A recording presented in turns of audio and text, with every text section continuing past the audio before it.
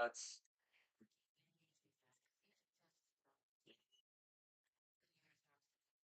Baran abi. Vahvahçı.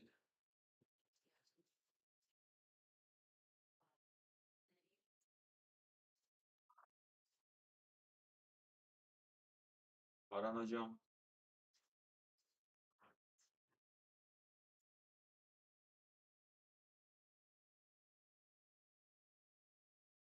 Hi boys. We're on break. All right. We're on break. Let's chat.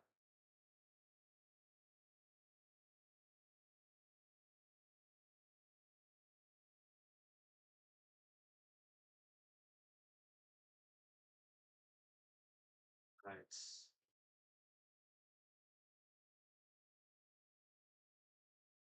Good boys. I'll be back. We'll be back.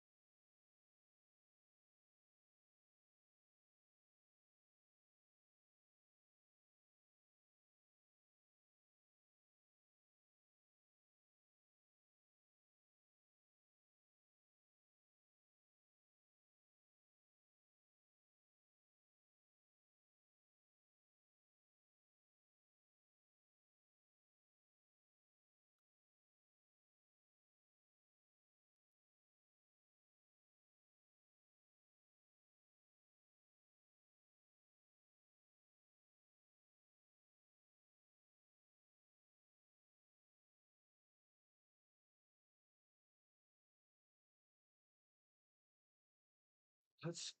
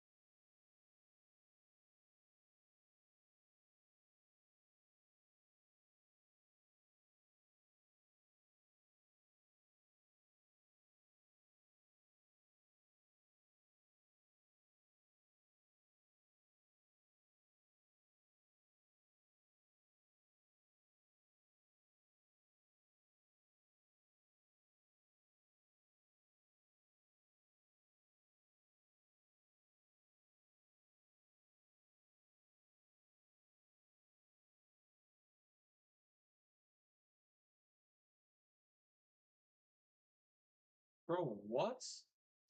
Why?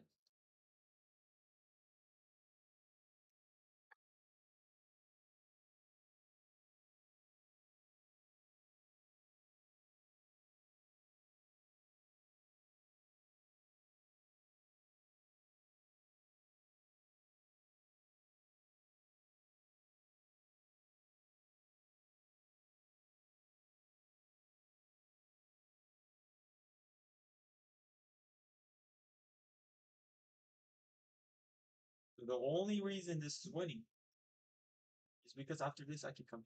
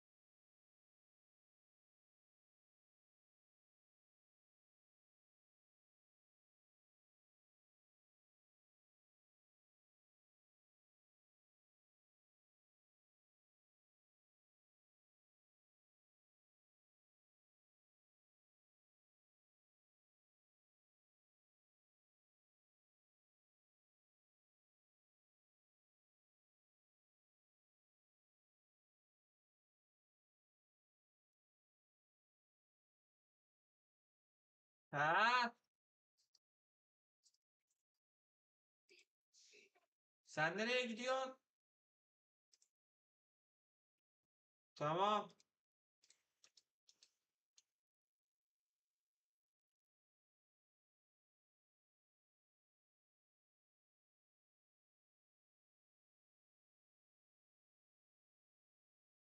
Tamam.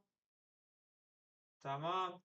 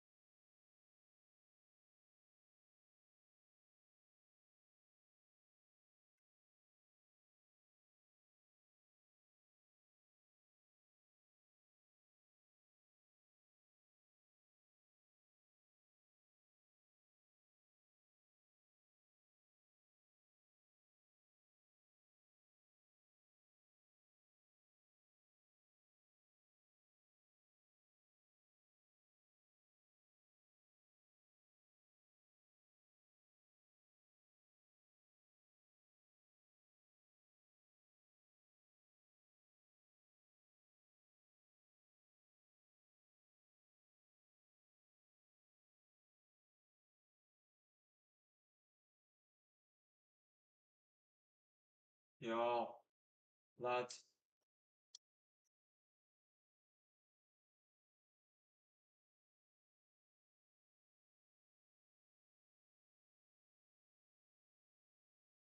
Boys.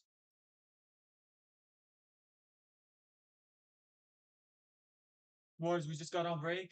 Um, 1 second, lads. Take here, here. This is what I wasn't sure about. F6? And then what?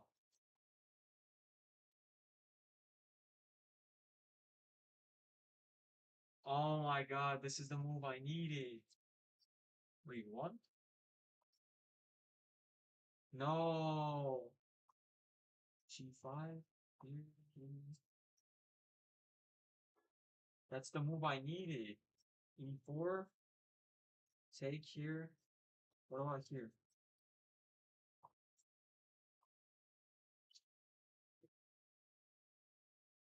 Take here. Here, here, here, here, here. Here.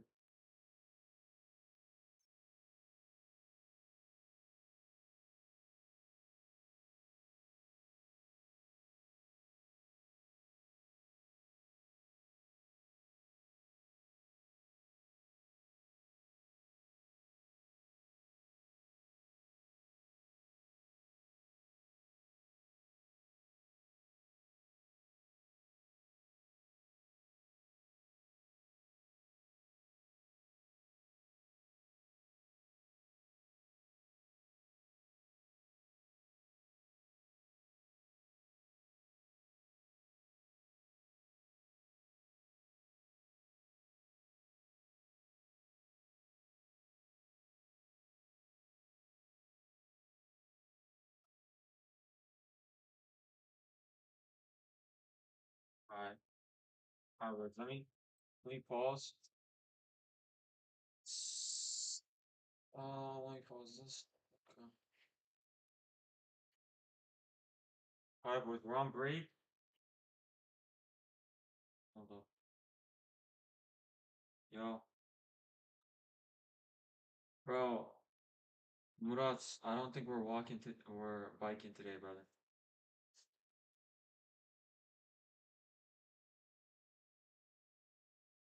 Duyuyor mu?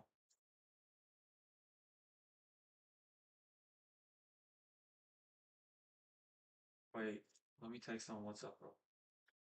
Let me text on WhatsApp.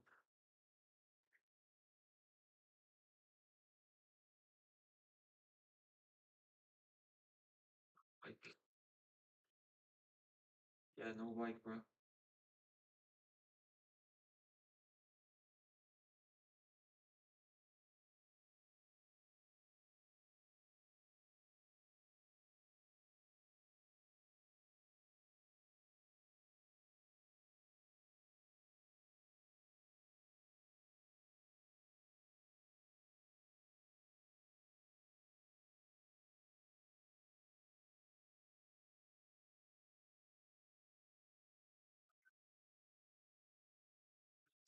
I'm gonna go get some food on break.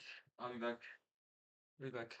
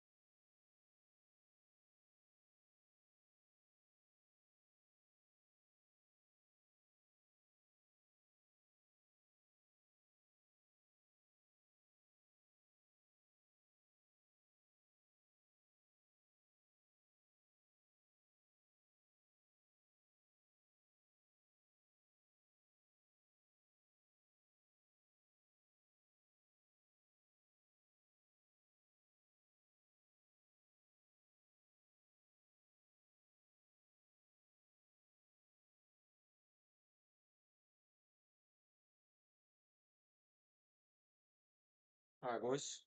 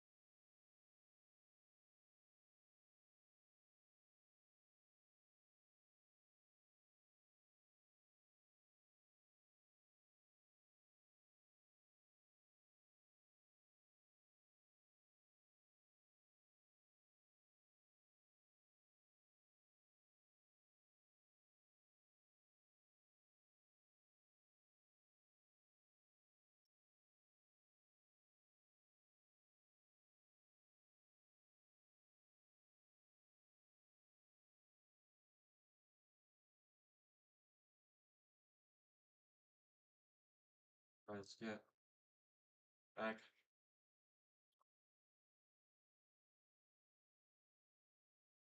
An active insert context. So it is identified because the system basically for species that they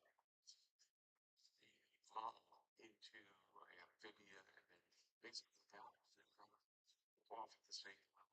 And have, all had a very unique downward because it needed to be a parent to take care of it. And it also,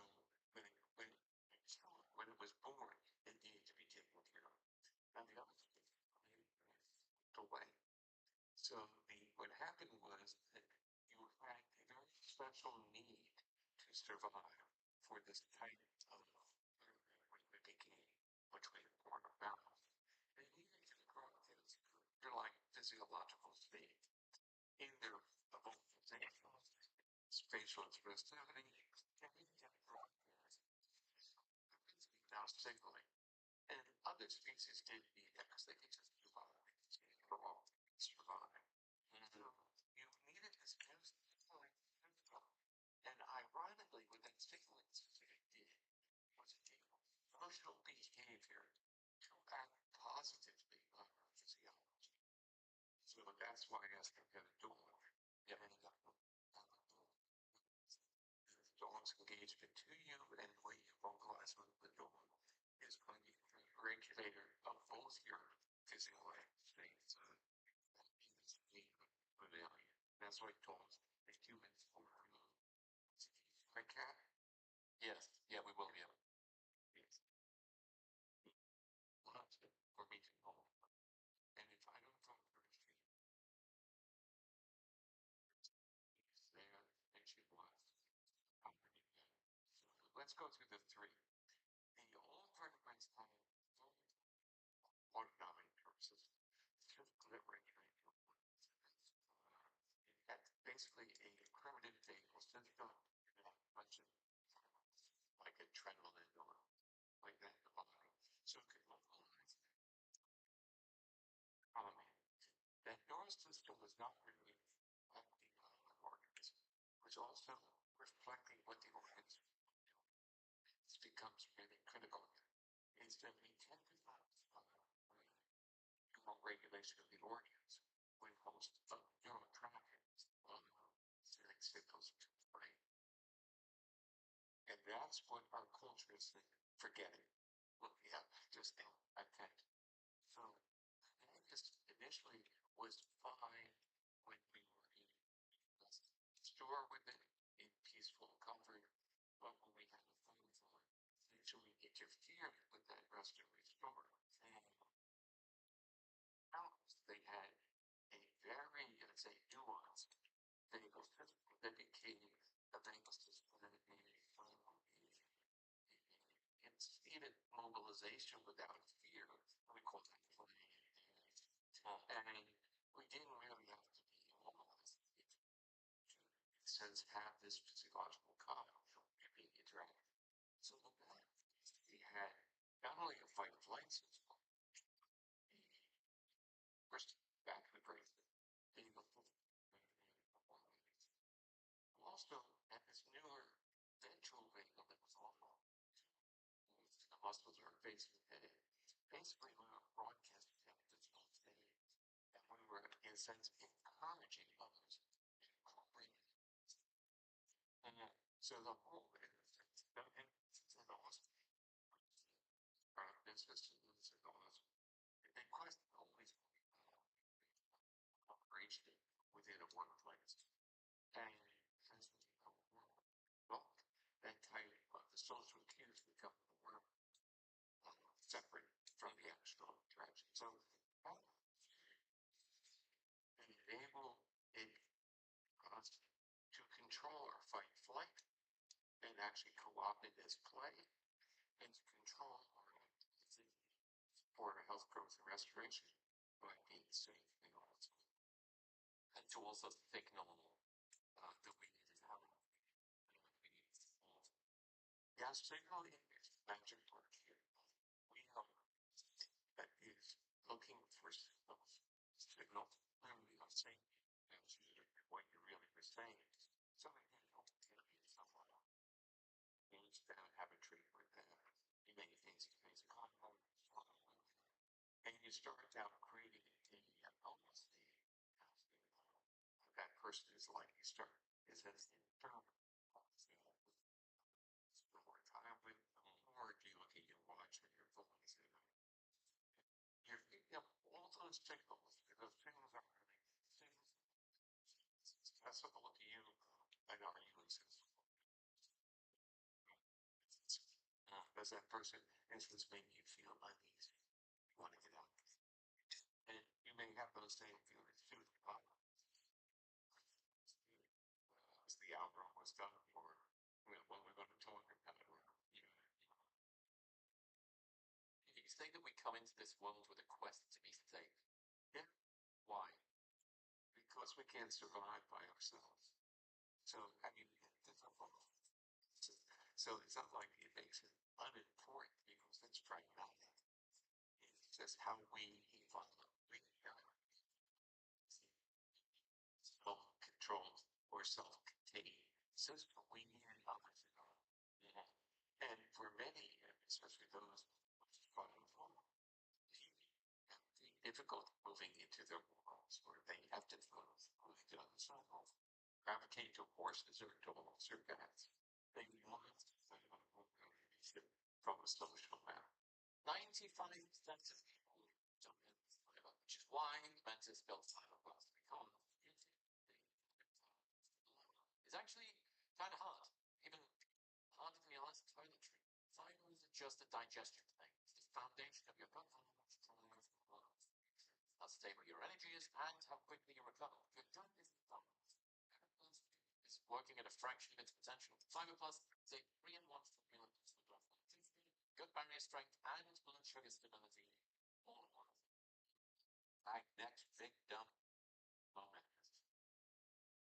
That's all. We operate 30-day money-back guarantee. So you buy it, you don't love it, give you money back. Plus, they ship internationally. Right now, get 35 and that 30-day money-back guarantee by going to the link in the description below. Momentus.com/modernwisdom using the code modernwisdom at checkout. That's MONENTOUS.com. Modernwisdom at checkout. What does feeling say? It means basically what does feelings truly mean to you? My hungry, sweating, tightness in the ruminating thoughts, concern, lack of creativity, lack of ability to access your thoughts. Yes, that's right. Right.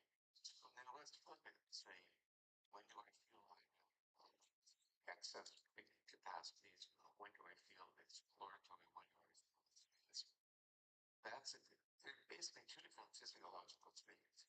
One supports our physiology of health conservation.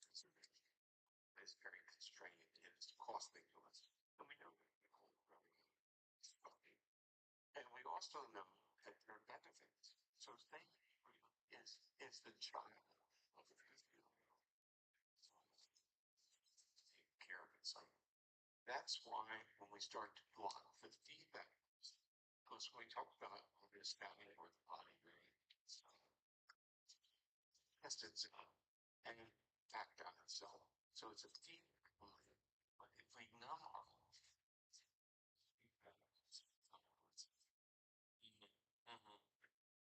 what's the most powerful force of safety in the human body? Let's reframe it. What are the most powerful signals? And they would, you could identify the smiling face, a voice that's prosonic. Prosonic voices, melodic voices are by baby feels isolated, out of control. Rapidly, that baby will calm down with the mother. If the mother has a good engagement, good voice. In fact, we actually research on this where you kind of like disrupt the baby, and then you thought, okay, what happens? If the mother's voice is more melodic, mother engaged without a melodic voice. No way. So when you get your dog, you can try it. Yeah, I go there. I'll take time to say some, or you can try it out as well. Yeah, child's doing comments this video. Okay, so to sort of recap, it's right to say that your position is our ability to connect with others is fundamentally a biological thing. Feeling safe enables curiosity and being It's quite accurate. I would kind of reframe what it's not necessarily our ability, so but others, yeah. And so part of it's a complex world that has lots of things. So like stress. If I'm in a world that is such too aggressive, too overwhelming, this is where why do some people that truly feel safe if I am fun? Because that was the course they got me going. People estimate safety. And it's not like there's a metal detector. That's not going to make you feel safe. Something different. And it's because we're conscious these threat. What threat is obviously the safety. It's not. Safety requires signals. Just like threat. So it's not like everything's fine. No, you can take them away, but we really want signals of safety. And they will be once you've been playing fight flight. When you watch children running, playing, and when you look at that, you feel good. When you see children running from a school or something else, your body gets a totally different response signal because the faces were telling you it. So that really got me going to celebrate the 1990s because the nerves that control the face, the smile, nerves that control the face were linked to how that mammalian phase was. So as the mammalian phase was really it was triggering social change. So it was like the broadcasting part of what we could see as we watched. So when it evolved, it really gave a window to mind physiology. So we, by people's voices, whether they're stated to come to. Just some people just naturally what's a disposition before this do some people require a different dose of signaling in order to feel safe?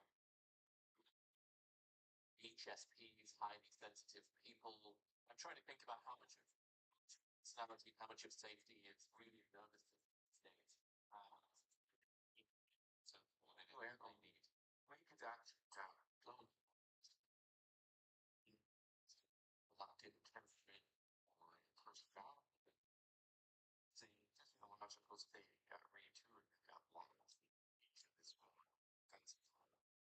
So let's kind of look at things holistically. Instead of a person has a history of not having safe individuals in that person's history, when someone tries to engage them, people with prosodic voice signals, they actually react adversely to it, especially if there's a trauma history. And you can actually read what's going on. The nervous system is getting triggered to hear something that things. Then the body starts feeling those feelings of fire, those feelings for healthy, or say healthy, it's not the right word, for a system are feelings you feel good. But if those feelings of good are associated with being abused, what happens? It's a feeling.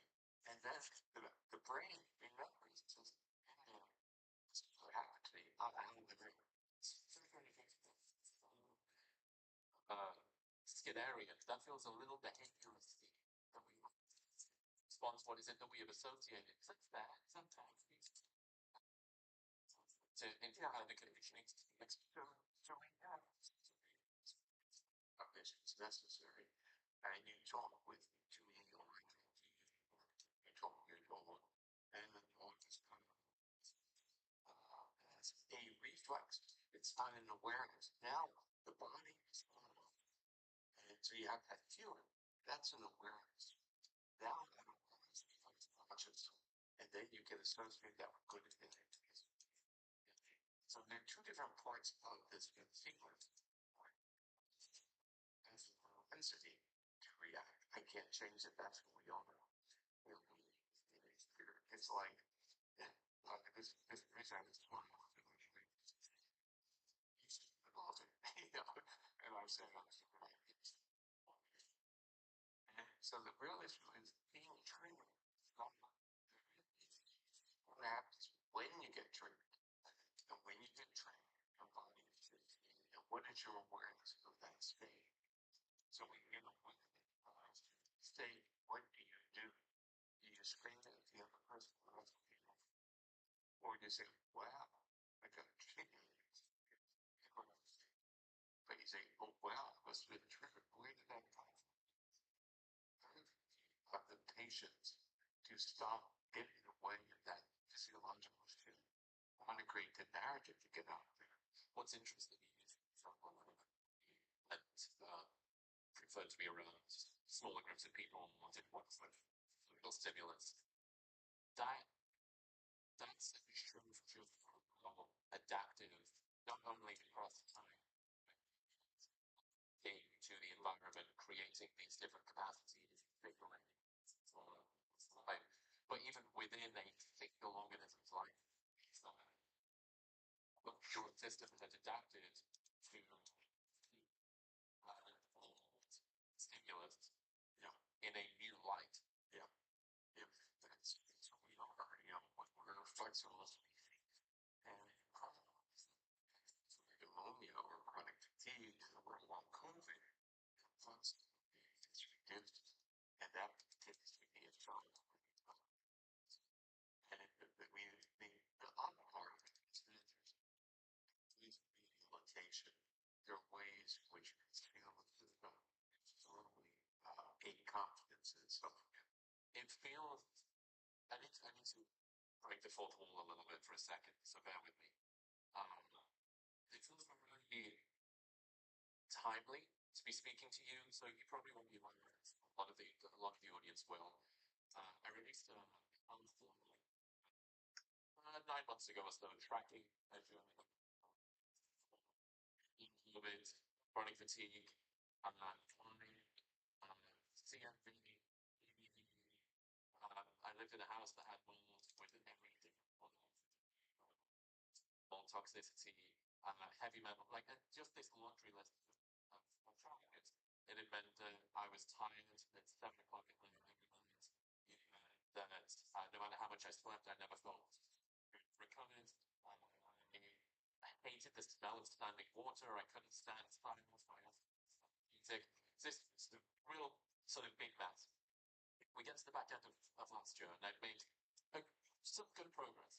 I improved all my big tests, right? The bits of the brain that are associated with word recall, memory, being in a good mood, all of those are the ones that were being spiked while I was trying to put on a good show and be a professional for a few million people a week and to try and do this well. It's like a big tension. I go and do a tilt table test in February. I failed my tilt table test. I was succeeded depending on how you look at it. All vasovagal syncope, fainted. For the people that don't know, this is a test for autonomic flexibility, autonomic table. Got blood pressure cuffs everywhere. An IV in case you faint, need to come back around. Now, people have done exercises, they raise you up to sort of 70 degrees, and they see how your body responds. There's something about that 70-degree angle that your body doesn't like it. And after 5 minutes, I felt a little sweaty, I felt a little uncomfortable. I started to feel done a lot of meditation, a lot of breath work. And I was like, right, okay, well, this is the time to apply your meditation and breath work. You're not allowed to move at all. You can't wiggle your toes, even your calves are in this special bend. You're all strapped in, not moving. Because you don't to get a fully valid test. So I start breathing through because, and then it gets quite a bit worse. And then I get to start feeling and then I start to sweat, and it's 10 minutes in, and then the next thing that I knew, I was flat on the bed, and the nurse, nurse, there was a really lovely guy. He came on with the first sentence out of his mouth after I sort of came back around was, okay, that's no worries, buddy. Your heart's. I was like, hey, dude, if I've just passed out, okay, I don't want the first word out of your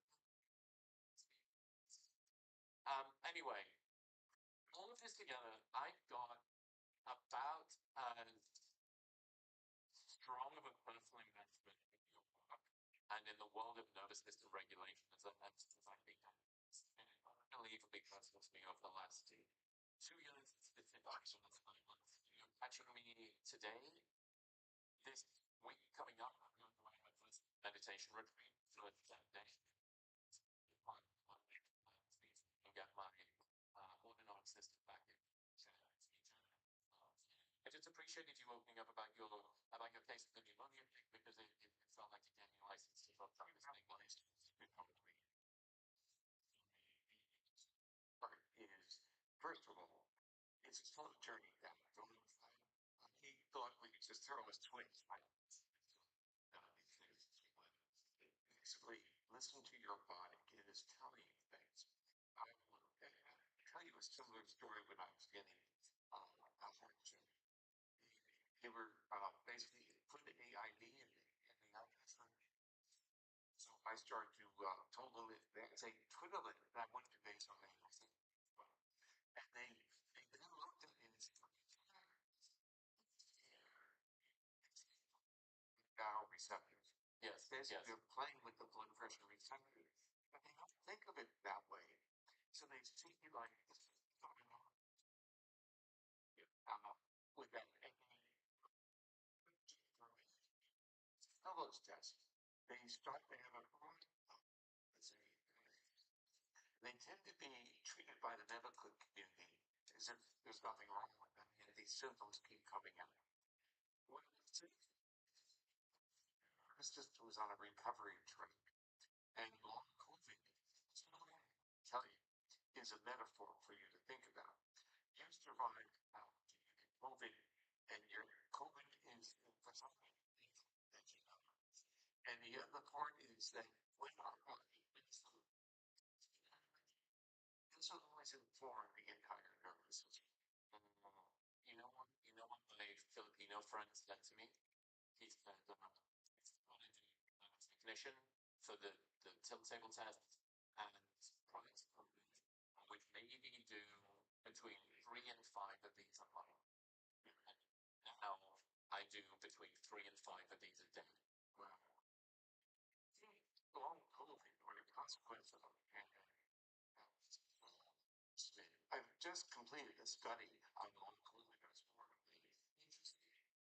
government-funded project, basically, and basically the intervention was technology, which was developed by a colleague of mine, and another intervention that the guy had developed with basically it's called science communication technology.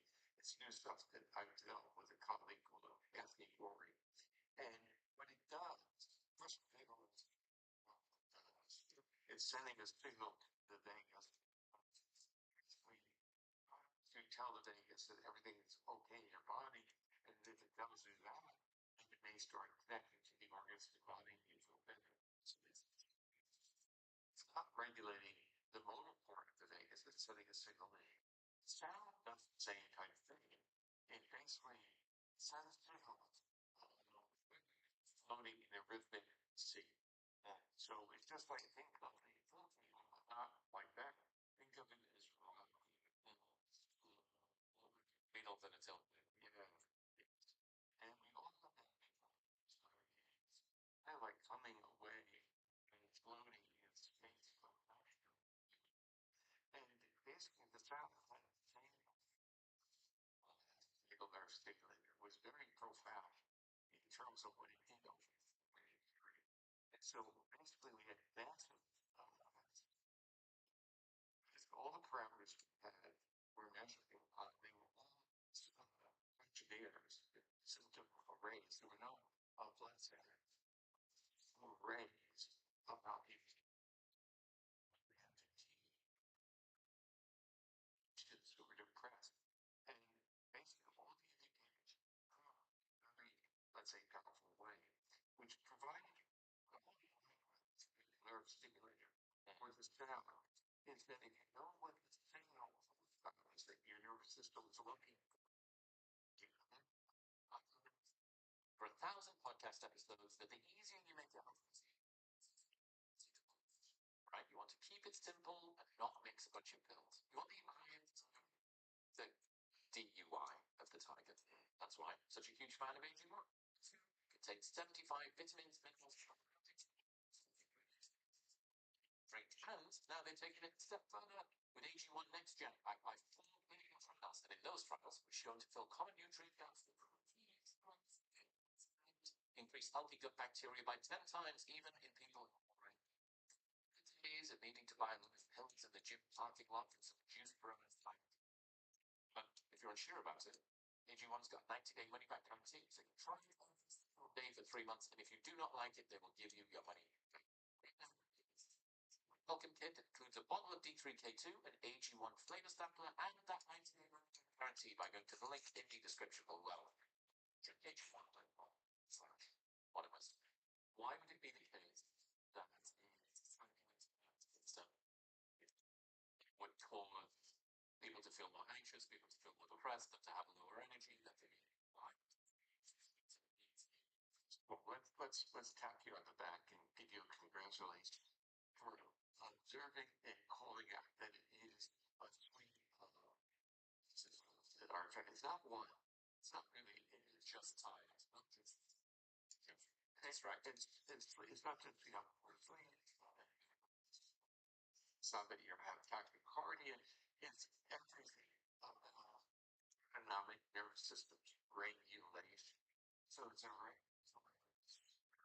and we have difficulty in, I would say I'm talking about modern medicine, in seeing a system and seeing the system is dysregulated. It's not coordinated.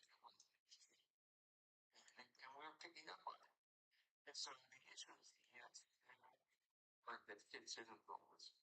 Your body's in a chronic state. It's as simple as that. It's like if you kill the pathogen, that information is successful now. And your nervous system work. So it's still prepared for. Oh, you're locked into this price. Oh, that's interesting. So traumatic emotional events or physical events, a traumatic pathogenic event. Yeah. So it's totally similar. It's a whole thing. Has occurred consciously. People can talk back to so getting into cars, it makes sense that which makes me feel nervous now.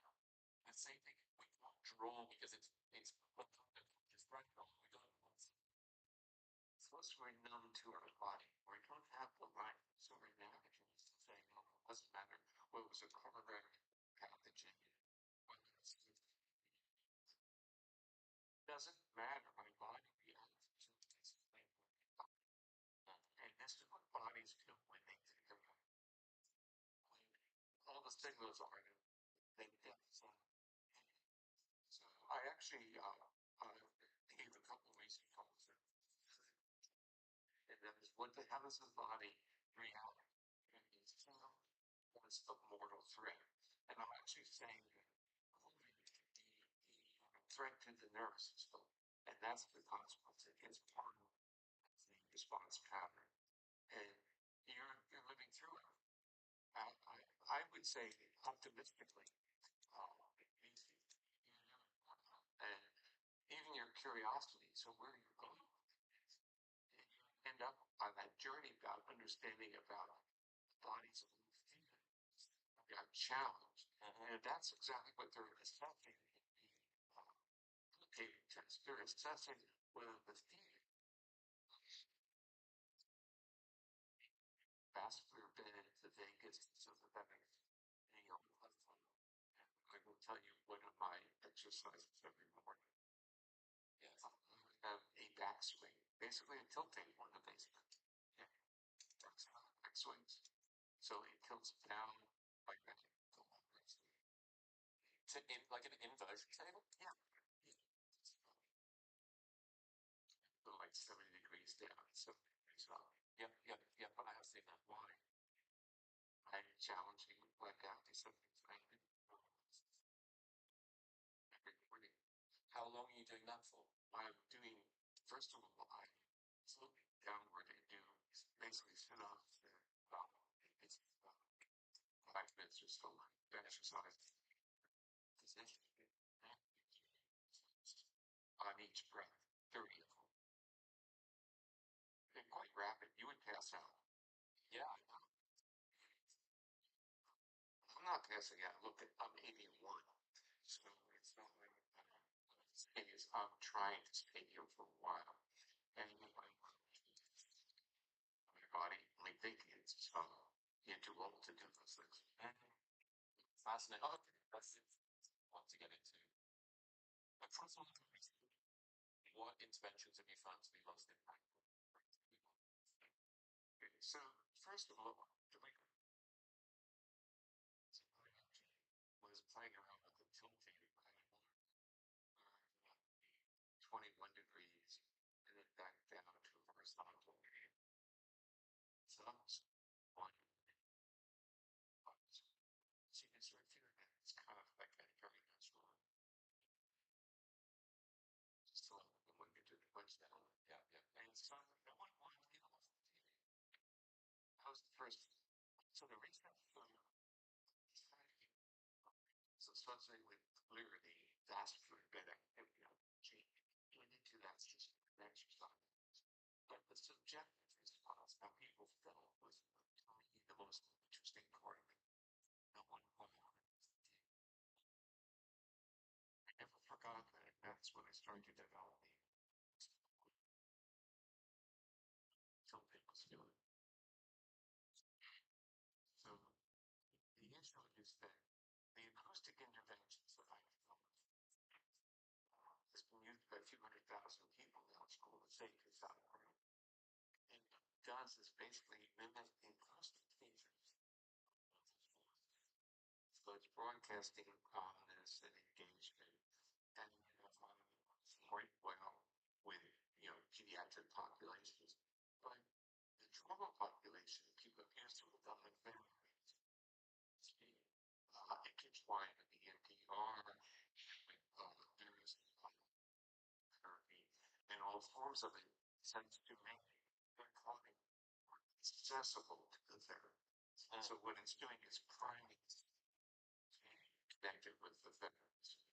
So what I'm doing is, then the new one I developed, which is called sonic augmentation. intervention was called. Visualize basically floating. It's anything that feels so free, someone listen, and it's like I always does meditation. And when you do it, that meditation, and so you do meditation, you run out of the room. Yeah, because that immobilization of vulnerability. So, isolate frequencies of the one's voice that makes it fit. Evet. Ne? Hayır. Anne yeşil çay yapacağım mı? Tamam. Making the connection that that's enough signal safety cues. So it's actually important to me. Basically, in animals, actually all mammals, even little mice-like animals, of the auditory spectrum, that is very similar if you look at their full spectrum. So dogs, cats, and horses overlap social communication. So you can comment on some part of the reason that we have those animals so that's so fucking cool. Okay, so humans, cats, cats, dogs, and horses bonded so well is that our frequency of calm, when vocalized, is in a similar range that they use. Absolutely. So interesting to watch how people do their things. It's like they have a map. It's like Single retriever, and there's two hands down in front of it, and the golden retriever is going down. Retriever is used to play fighting, so he bears his teeth in sort of the hand as he's putting the hand down, and then when he goes to up, he just presses the hand. But the dog does it 2 seconds, 2 seconds, 2 seconds, 2 seconds. Spine press, and I just thought it's so funny. It's so funny how quickly it appears. Listen, there's my cat does something like out of me, my hands, not my wife's. It's like things. Okay, if this is the case, right, and safety cues auditory input, why not just play this? If it's that simple, why not just play the music permanently? Okay, interesting. So I had that idea, and I decided to play it. I was playing in the preschool, and guess what? The kids were speakers, and they were very socialized. I played the same algorithm modulating the way I wanted, and this solitary, and I played other music. Was that our nervous system recognizes it, but here is the problem. This is a massive problem, and I thought that we're just there waiting for love sounds. Wouldn't the world be so much nicer? I forgot that if you traumatized environment, someone who is broadcasting those same frequencies is a predator. So the history, their own history, retunes them. It keeps and again, in the world that we go have had very bad relationships, but also finding the right person, but you know after meeting them, you will never person. They're not, because their nervous system is not signals of accessibility. That's interesting. Okay. What about things? How much is real and how much is punk with regards to that? I mean, the question is, use it. A lot of people want to use these things because they out that they can change the context of their life.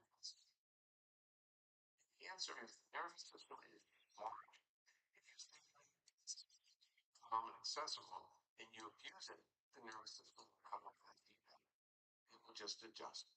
So terms like hacking concept, you want to make the nervous system available, then you want to exercise it to expand its range. Increases flexibility. Once it's exercising, expand its range, increases flexibility. For me, it's like challenge it, let it calm down, challenge it again. It's like when I'm tilt in the morning, I'm challenging the system. So one might say the system, but it's exercised by my so aware that if I stress the system, it's going to change its inhibitor or slowing up aspect, so the heart rate will go up. And my heart rate will come down, and now I can do it again. So saying to people who have high heart rate and they're concerned, your system has been retuned and they're wild by inflammation. They try to exercise. Body just can't adjust, they can't get anything else. The problem with how we conceptualize physiology, it's not really on a heart rate level, it's the no heart rate nature. And that's where heart rate variability, actually, you don't know, is that in the 60s, I was the first person. I do know because I did my reading. Yes. But that's your first thing. But here's the real, so the real issue is I'm struggling. Because what I was working on was once I observed balance, is causing my measure it better is to get closer to the greater and better to realize it was more useful. And it went back to a very descriptive slide. It's just community measures variance. I worked on this for decades to develop the specific vagal influence in the heart rate. Speaking of that, what do you make of resonance breathing? Well, there's something very interesting there. Start understanding that the brainstem's respiratory rhythm is not just affecting heart rate, but affects other things we started what would be called resonance. I have a very I think a lot of people think that so the theory is there's an individual differences in what your resonant frequency is. I think it's not telling that deeply. I think our bodies are slow. And that's even like with the music I was really working on. I don't think it has to be. It says that's specific. Going at 0.1 hertz or 10 seconds. I don't think must grab slower. Yeah, it wasn't on like 0.12, which is really what I was tilting people at. Actually, I think it might be breathing frequency. Right. A different experience. Yeah. It was a frequency that is closer to our normal vascular breathing is that's been quite advanced than our vascular oscillation. I did a bunch of assessments. I love this product. It's called it's HRV resonance breathing. Wow. So anyway, my frequency is 4.5 breaths a minute. It's 4.5, and that's where I get the highest oscillation between top and bottom. That's where mine is. Okay, so being used in the right context, resonance breathing, interesting and so good, but remember what you were doing a lot of introception. with your rescue breathing. Yeah, you're not only looking at what the numbers are, what was optimal to how you felt, how I felt. So you're really closing the loop of the sensory with the motorists. If you're trying to go for the army strength app, it's the best place to start. I was humming, chanting, monogamist, and checked out. I guess that's a really good question. So there's a ton of different interventions, humming, chanting, a variety of other interventions that we can use. But how much of what we're trying to do requires some relationship between another person? Because there's the physiological intervention, vagus nerve stimulator, using something,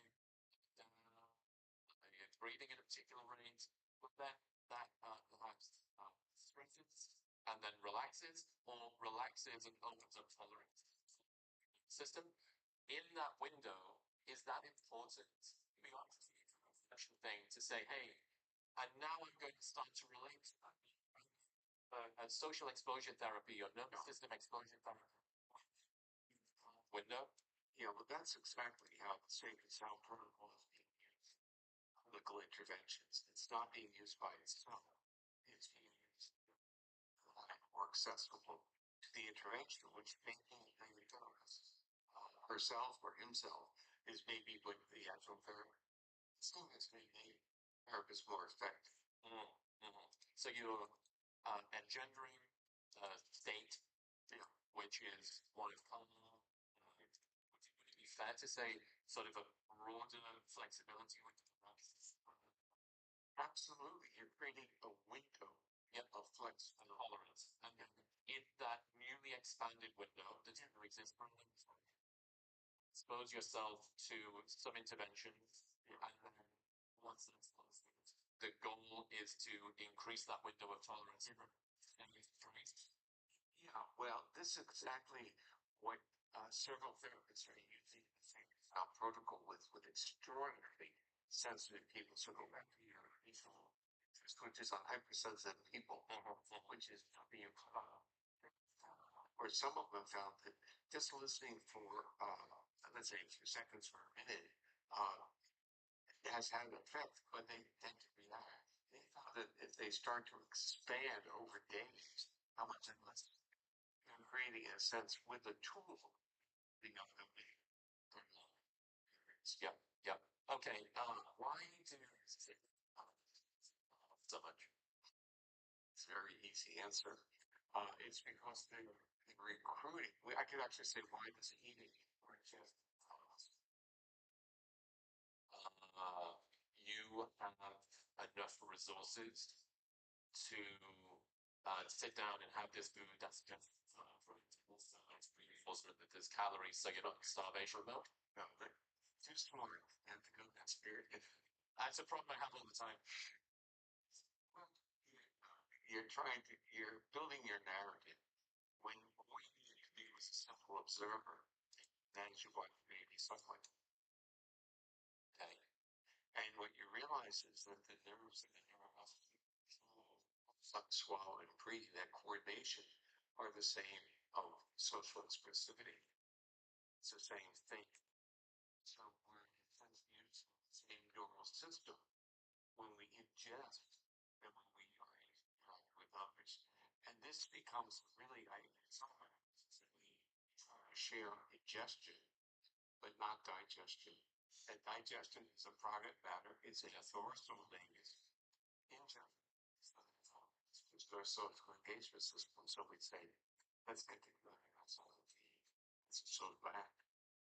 And in fact, if we start practicing ingestive practices or rituals, literally, are part of the history of community. You know what's interesting? I had a communication expert go come to Chase Hughes on the show a couple of weeks ago, and he deals in micro expressions and body language and some interesting things. And he had one insight around people who are feeling anxious and unsafe, who says that they tend to keep the inside of their arms in close. They don't want that brain to be exposed. One of the other things I was that they tend side of their arms in close. They don't want that brachial vein to be exposed. One of the other things I got him to break down killer who was being sentenced. This guy that Green describes, and he highlighted that as the sentence was being given to him, and the judge was reading out sort of giving him his dressing down, he was there. His tongue came out just a tiny little bit, licked his lips, and then pushed back in. What's going on there? He said, well, it's a vanity thing. Moistening the lips makes you look bad. As a baby who is pre-verbal, the first no that you have is because it's pushing whatever is in your mouth, maybe a nipple, out of your mouth. And he had that as the first no. And I have no idea if it's true. But there are other Barcelona strategies. If you get you think your mouth will be dry forward, so it can be really the body is not have it be the adaptive reaction is to re-lubricate your lungs. Yeah. I think re-lubricate your lungs. Another point because they anyway another no. That's this thing. Talk about this is accessibility with the arms. Okay, that's showing the ventral side. And like do that. That's not a normal posture for that. But you because you like fidelity here. She wouldn't be doing that if she was underneath a foreign on the street. Or a stranger.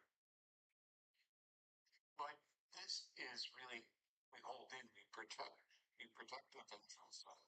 So the issue of the evolutionary history of the ventral side of vulnerability to injury, and it becomes how we protect ourselves versus not. So part of the bracing, to sit like this, you'd have a different interpretation than if I were like this. What's the biggest myth about anxiety from your perspective? Anxiety is the body being in a defensive state. We don't need the word anxiety. We don't even need many words. The characteristics of anxiety are mobilized. Why are we mobilized? Now, when people like to say, I'm mobilized because I have to get something done. But what we notice is that That's all right. Small break. they get it done, they're still anxious. So how they are explaining their feelings. So the myth about anxiety is that it's outside of us. When it really is, we're really broadcasting our physiological state.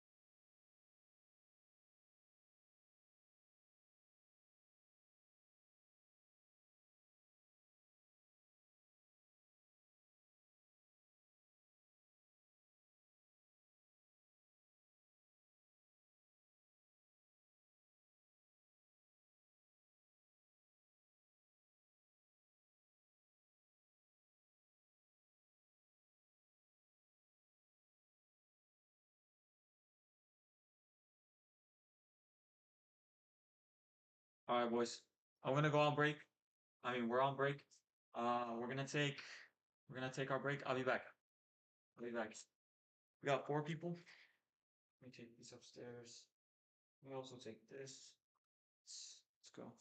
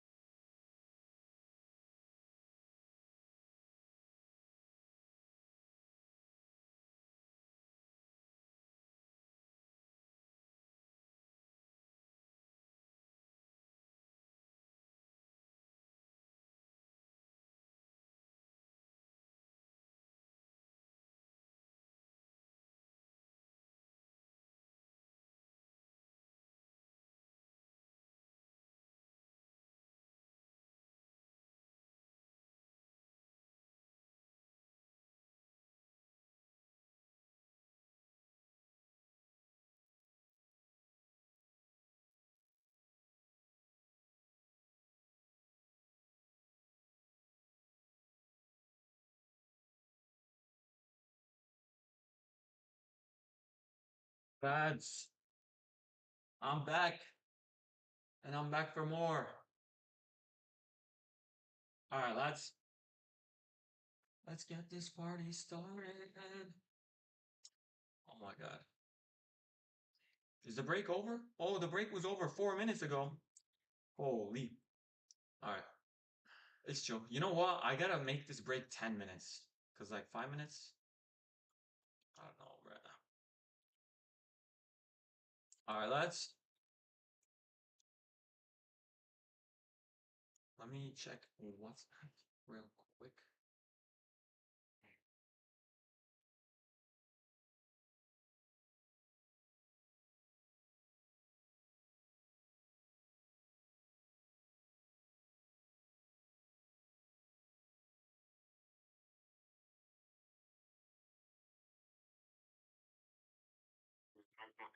And in there, I think you have something, which is like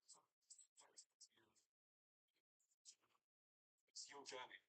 How does one know this exists now? If they, so I'll give a couple of frames because decision making for most people is a longer time. So what is pushing forward? What wants to happen? Everyone says the same things here. They say you know no freedom, so somewhere. To be specific, and so just like fear only exists that exist in specific in order for them to be real, and for you to make accurate decisions. That's why I'm so obsessive about language and like observables and things like that. So what to have happen? And then number two, what does that change? On this first point, funnily enough, I said to you freedom, and then I immediately realized that the least free person. So I think about this. It's the freedom to choose. But I think people stop at freedom. There's this almost fetishization of options open and options maxing, right, for your life. But all the best parts of life come on the other side of exercising emotion. In so doing, leaving the other doors that you could have walked through behind. So the secret to getting any life you want, speaking, not get all the lives you want. And so at some point, you have to take the precipice. You have to be free. And if you say, I want this more than something else, because I know I'm not going to get this, and I choose to say, I want this more. And I think this is not just sitting at crossroads, and that is what takes the majority of time, not just giving business. People sit at the crossroads of like, what type of company do I want to build? What type of product? And what kind of business do I want? And we sit there, and when I sit there, it's stuck. It's almost always unmade decisions. Because unmade decisions last forever. If you're in a trial loop of feedback, like you'll figure it out. Like if you're in an unmade decision, it can sit there forever. And that's like to choose. We have to choose. But you say this new generation that I've grown up with all the tools to start their own business. Where everybody can make content and build the brand and then do like panel talks and some ads on LinkedIn. What is going on here? Is sort of young generation under 30 now keeping their options open. I'm about to say maybe my dad who, you know, one child, 10 years of his, he lost 40 years of his life. People starting businesses than ever before. I know stats that I looked at recently. It's like there's been more new businesses, and so more people are starting businesses. People across the line. I think having more access to information has got more people across the line. Why isn't everyone going across the line? I think there's a couple of things. One is, I don't think it is for everyone. Too many carrots, so good things, keeping them in their current position, and not enough sticks or bad things. I think it's a Tony quote. I think it's which is to be greater than the pain of change. And I think that when that happens, to be the pleasure of change has to be greater than the pleasure of things. Equalize sometimes in that slice. There's pain, and so you will change the moment it is more painful to stay the same. I spent the last fucked in a conversation around marketing budgets, follows the exact same. results don't come back. And most of the time, the creative. The problem lies with the audience. Ads reach people who will never buy that, nor do they have the power to sign off anything more. And this is why it's wasted. LinkedIn ads for a sponsor of this podcast lets you reach them specifically by job title, seniority, company size, skills that small. You're no longer helping your ad reach the right person. Instead, you are finding who sees it. And LinkedIn ads drives the highest B2B return on major ad networks. Give them a try at linkedin.com. If you spend $250 in your first campaign, you'll get next one just by going to linkedin.com/Gary. Terms and conditions apply. First, after listening to this, but probably every creator listening to this might just much information, and also because they're so fragmented, you kind of have to go from learning it to YouTube and then take the same big long video huge amounts of time, and that friction means most of us don't do it. That is the problem we set out to solve. So we built something called Flight Cost, which you can find in Flight Cost responses. And some of the world's biggest podcasters are now using our platform to run their shows because it gives you an edge. It saves you time. You won't typically get. It allows you to use AI as growth tools that other hosting platforms don't have. So podcasters that are using Flightcast have this advantage. So go to Flightcast. Life rewards you somewhat ordinary to the problem that you solve. So I think guarantee that it is a valuable problem. Like if you run a marathon, like there's lots of hard things that are out there that will not turn into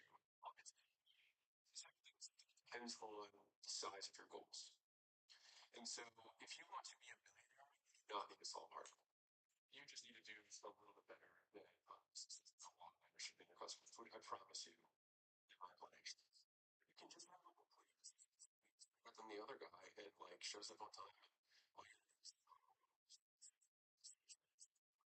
I'll just pay attention to them. One of the things that a lot of founders, entrepreneurs are thinking about is produce content. We're living in an interesting time where we can content using LLMs, AI, they can produce videos, they have to if you imagine any rate of improvement, they can be able to make they can use your quotes, change them a little bit, but have an agent posting for them. In content, when you think about there's times in a report saying that time spent on social media is still starting to dip. 2022 for younger generations, interesting for older generations and stuff like that. For Gen Zs, it's like starting to come down a little bit. So it's like only slot coming in, AI content, huge supply trap. Content itself is going to become less valuable, therefore. Or I could say, I'm becoming more someone with 10 million followers. My age, 15 years ago, when I started on social media, a million views, shall I say. What's the game of content in such a way? What's the mode? Reality is the mode. Reality is the mode. I'd say the number one biggest business influencer he happens to own the biggest business on the planet, the richest man. Business influencer because he has Amazon. Or probably stick influencer, like people fly around the world when he talks. And so even if a teacher in Des Moines, Iowa, and let's do one better. Let's say makes even better advice. It's still going to get the same views because they just forgot to build Berkshire Hathaway and have a theory, but a track record. And so what it's reality is the mode, it means that your brand is the mode. It means your reputation is the mode, which is what we're that said, I do think it's going to affect different types of content differently. Whatever stuff, then yeah, I think it's going to hit. I think AI is going to hit you much harder. Somebody has to determine that this slot is too small. You have to work really hard to make the AI make exactly what you caliber that you want it to be at. Have you made any changes to your content? Great that you said that. Yeah. I'm focused on opening. Most people can't get hundreds of business owners every month that are $1 million plus business owners to seek advice on real business problems at 3 million, 5 million. If they're gay, or most people don't have them. And so I can demonstrate live and interactive fashion with them. I think it's something that, I mean, AI maybe in the future will have short to medium term. I think live is good. I think IO is it's actually real people talking, which is we talked about this notion that there's stakes involved. But if we think about ultimately you know, risk. When I say risk, it's the risk that a consumer has in consuming content and executing on it. So education is entertainment. The point of the content is to be consumed. So the only objective of education is to change behavior. Right? So that's our split. Hit harder than educators will. The entertainers that have stakes involved will be able to maintain that by still focusing on stories. Now, in the education world of risk, let's put something that's really rough. So we've got beauty on the side. Who does makeup tutorial? I don't think the risk is super high. Like, gonna not use the tip that they made in the thing. I think that's pretty likely. If you go maybe a little bit riskier stuff, well, what's the credit? So the credibility of beauty is credibility in personal finance is do you have personal finances? It's your personal finance. My opinion, I think it's Dave Ramsey. He also happens to be, I don't think he calls himself this, but I think he's a billionaire. And he's got he's done. And I think there's some other newer age people. Is she's a personal finance person, legal gal. Anyways, all this to say, all of them have more credibility. Like if you just reality, there's no reality. You have nothing to back it up. Now, as you keep moving further, say business, where if you make a wrong call, here you lose some money, here you lose a bad day of thing. So the risk goes up. The riskier, the higher the consequences think double down on credibility of source. What's interesting is I also heard, as you're describing, flying these 100 business owners out. Like, scarce, hard and scarce. I think that I have two ways. Sort of the pillars of my own content strategy, which is when I try out a video. But the reason why we have some other note here still is because it is hard to bring Alex Hormozy to doing that. It's hard to get Michelle Obama or Janie Vance to say yes to doing it. From a production perspective, but also from like to accomplish this, it's hard. A lot of the like I've had fun and scarce. If you can't bring who are all successful in their own right, and for foremost, questions to watch. It's really impossible to if I so I don't know if I would attract the number of entrepreneurs that we do now. We do 250 plus schools of ability that the YouTube, the content, right? It's not like I still do business that we're involved in. I'm still talking about it because it's not relevant for most people. It's the opposite of hard and scarce or of this approach is what types of content they away from now. So I think when you have no again, like proof is in the pudding. Reality is the vote. It's basically the opposite of that. So if you are posing, if you are pretending, if you have no proof, again, this is on the education side, then there's things like why should I listen to you? Right? Why should I listen to you? And if you answer that question, for, say, a prospect, prospective customer within the first like couple seconds to somebody else. Because the reason that credibility matters so much is that it's actually information from somebody's authority. And so if I'm listening to somebody who doesn't to investing advice, I have to really think like, is this true? Does this make sense? To think that I'm like, I'm sure he's right. Now when someone's like, how do I get into this? Do well if you are getting into document the so you can do proof of outcome, just like what you do, right? What you do. Then there's when you're starting, there's proof of effort. Jimmy's the first one. It's proof of effort. When you have nothing else, you have time, you have work. If you want to say, hey, I want to get into sales stuff, it's like, and then when you overcome something that's really good, that's real life, clip the moment, right, and show yourself. It's like,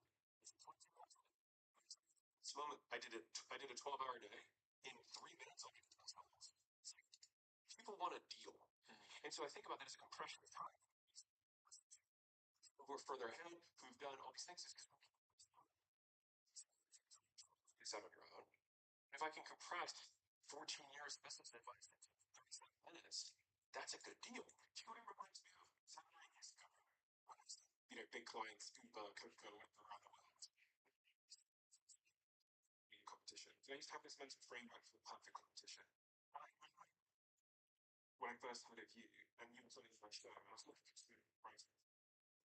Identical framework. Yeah. So the core to each of the concept, and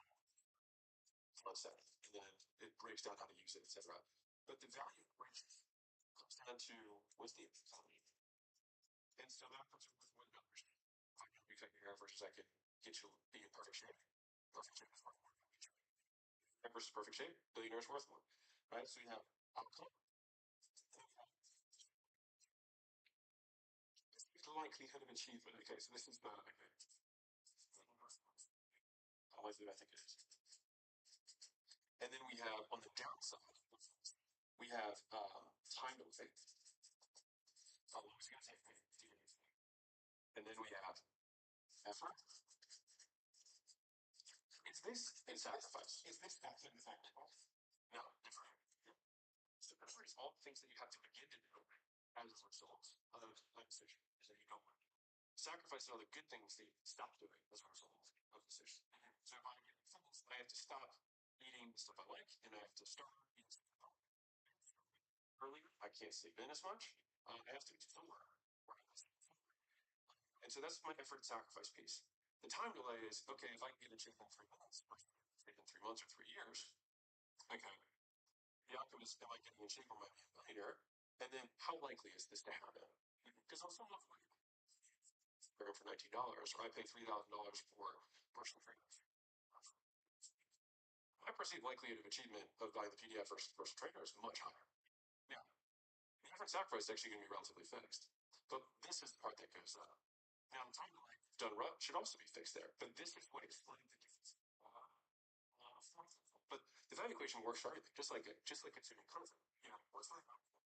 Know some shit about investing. How likely is it that I think he can provide value, or if I consume this? Pretty high. What's my time commitment of consuming this if I'm going to watch a 4-hour video? Right? And then you don't really actually have to do any work when you're just purely consuming. If I wanted to take action as a result, then that's another part of it. It's going to be close to 20 minutes. Yeah, it's true. I think if we're using and the time delay, basically, are we talking time delay to outcome? I'm going to be rich. Yeah. Or am I talking? Yeah, the time is always going to be a component. What's interesting is first over my life and thinking about value. The one that I think is most slept on is this one. How quickly they take it. If you get into a business and just completely disrupt it, look at what everyone else is doing and do it half the time. You can do it in just about any business because there will always be someone who's willing to pay a premium for that. Said about getting on things that won't change. Yeah, that like the whole mantra around that has been one of my I'd say one of my true pillars of context of that. For those that never heard Jeff talk about that, what that means. So he saw this and they said, so given X, Y, and Z, what do you think about the future? I don't really think that much about what's going to change. He said, I spent a lot more time trying to think what's not going to change. And then we bet really heavily on those things. We believe that customers will prefer cheaper lists 10 years from now just as much as they do now. We believe that customers will prefer more selection 10 years from now as much as they do now. We believe that if customers can get something in 2 hours, they do that more than if it takes them 2 days. We believe in that. We're thinking about the strike value equation. How easy did they make buying? It's one thing. How fast does it come? It's almost immediate. To where the reviews come in. How likely is it? Well, if it's a 5-star with 5 stars, a 1.5 and it's got 2 reviews, I probably have reception of them. Right? And then the outcome is what I'm willing to do for the price, right? I think about this time delay point because it's one thing that kind of loops over the whole conversation at this point is that abstract the value of a positive future long enough in the future. True. Even if it's guaranteed. You can guarantee that you'll be right if you invest, $100 a week or right? Pretty much. And if you do that for 34 years, you will be fine. Because it's 30 or 40 years, and because the discount basically takes it to zero. There's 2 lessons I think Williamson talks about this, but like unlearnable or unteachable lessons, things like that. Difficult to observe unless you go through them. One of my your content for years, he said, but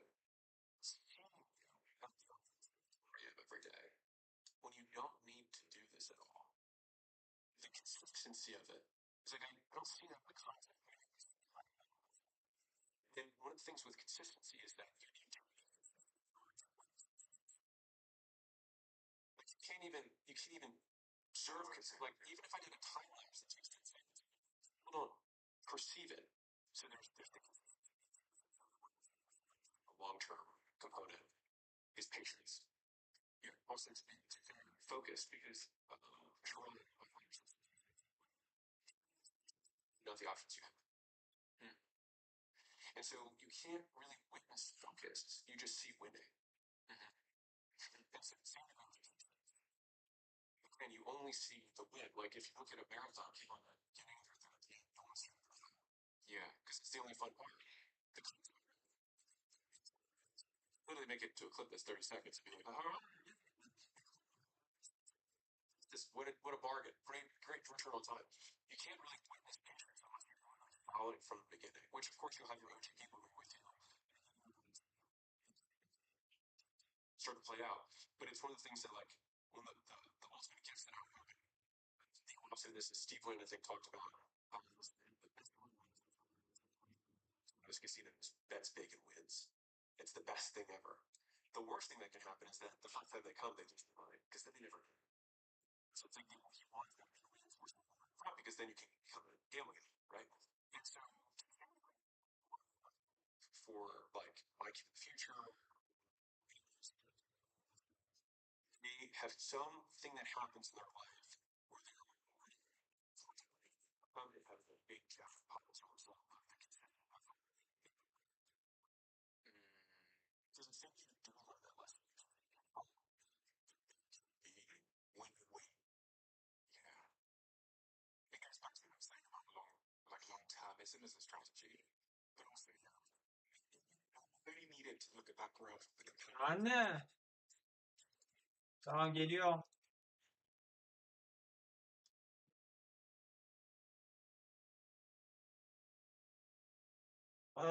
Geldim anne.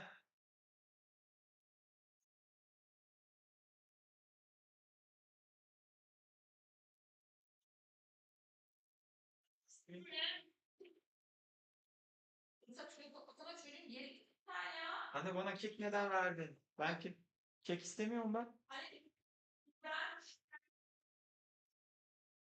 Anne.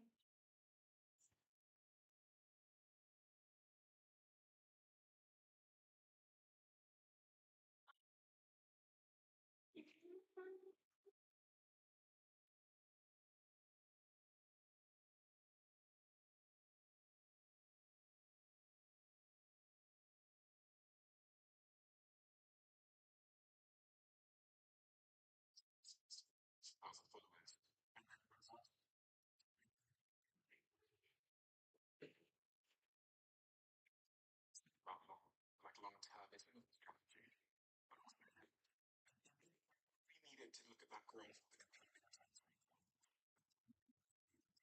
I did 1,000 posts on Instagram and reached 1,000 followers. When I had 7,000 followers, I also dropped in Instagram was rewarding everybody for post sales back then.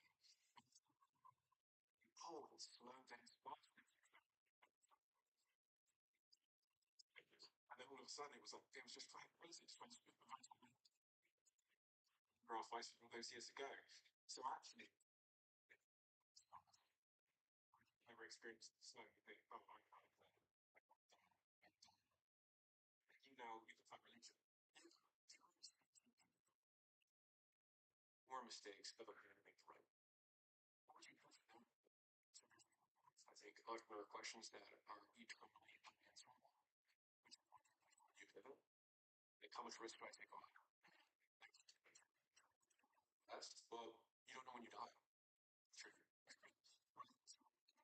Well, the best answer that I have is because I get this one. The business change it, or should I try to like push through? My assumption that you base the business on that has been proven untrue from your business activities. If none of your original theses are incorrect, or as easily as you want, then push. What's interesting is that the is going diving into the world. We understand space now. That, oh, we can do reasons like this. For the first woman, and then the world's third big announcements. One of my frameworks, which I've never articulated before, so it's just always guided me. So, even a tiny group of people. I start the diary of a CEO. Millions of views on Facebook works back then. No one is mentioning relationships that did that during the years. Diary of a CEO in my bedroom. I tried to edit it myself, uploaded it. So it's massive on that. When they listen to it, they never ever before further Facebook videos to me and said, when's the episode? Yeah, for me, he's very honest with me. He's asking me when the next one is. Future. I'm obsessed about finding things that I really point out the unscalable part.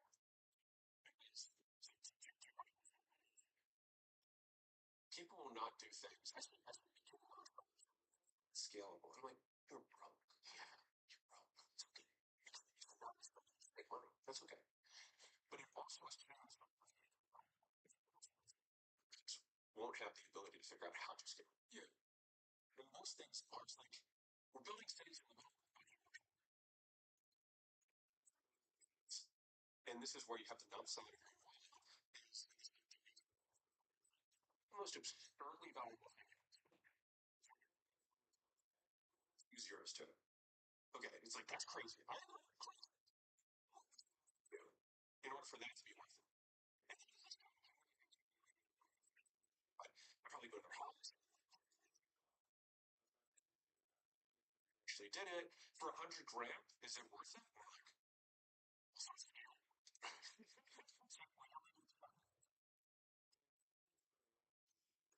And having unscalable services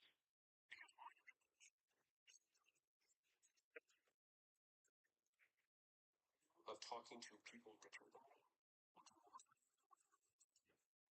So like they will shift your worldview when they're playing golf. It's like they learn so much from the people they know. View of I shouldn't be thinking this way. Again, is that you are able to practice the unskilled, and then you can figure out skill. Fine, we can let's just say it's not skill. Are skillable that I now know because I've done it.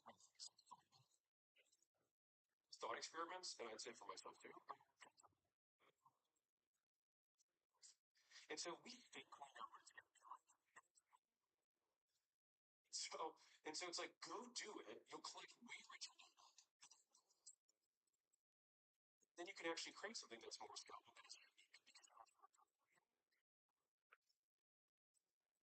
From a branding perspective, say $4 a month to do this premium thing. For those of you who can't afford that, pretty anchored hub.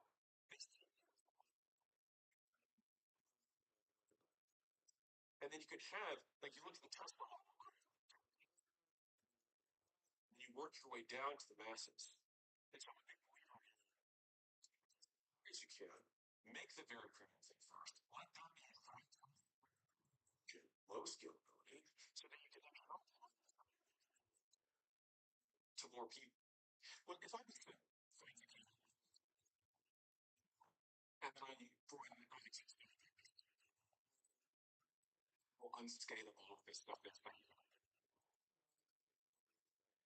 see the essence of value creation business is solving problems.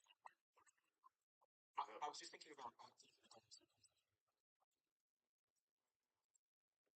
they're actually making you a book as we speak. They take photos of us while we chat. They're walking up, hand me the book. I'm going to say this conversation. I currently printed them off on Polaroid 300 times using ours to see. You think about when we started the podcast, you talk about that kids. You were trying to solve. It's a fallacy. It's ridiculous. We don't have the money to spend and track record. But future we will. And so I think well, the first step, first I'm going to take to say, believe, like, we'll figure it out.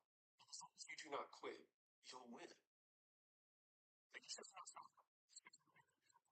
long as you get feedback, to be clear that you're not saying if you have a bad idea, if you have a bad idea, you're saying, I mean, if you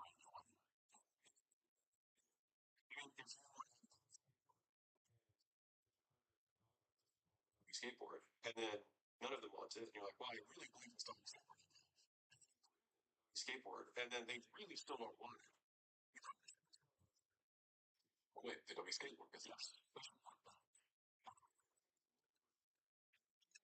frame failure in that way, it makes it way more polished. Like you layers. I mean, how many things gone and did the whole there's gonna be a hundred of those.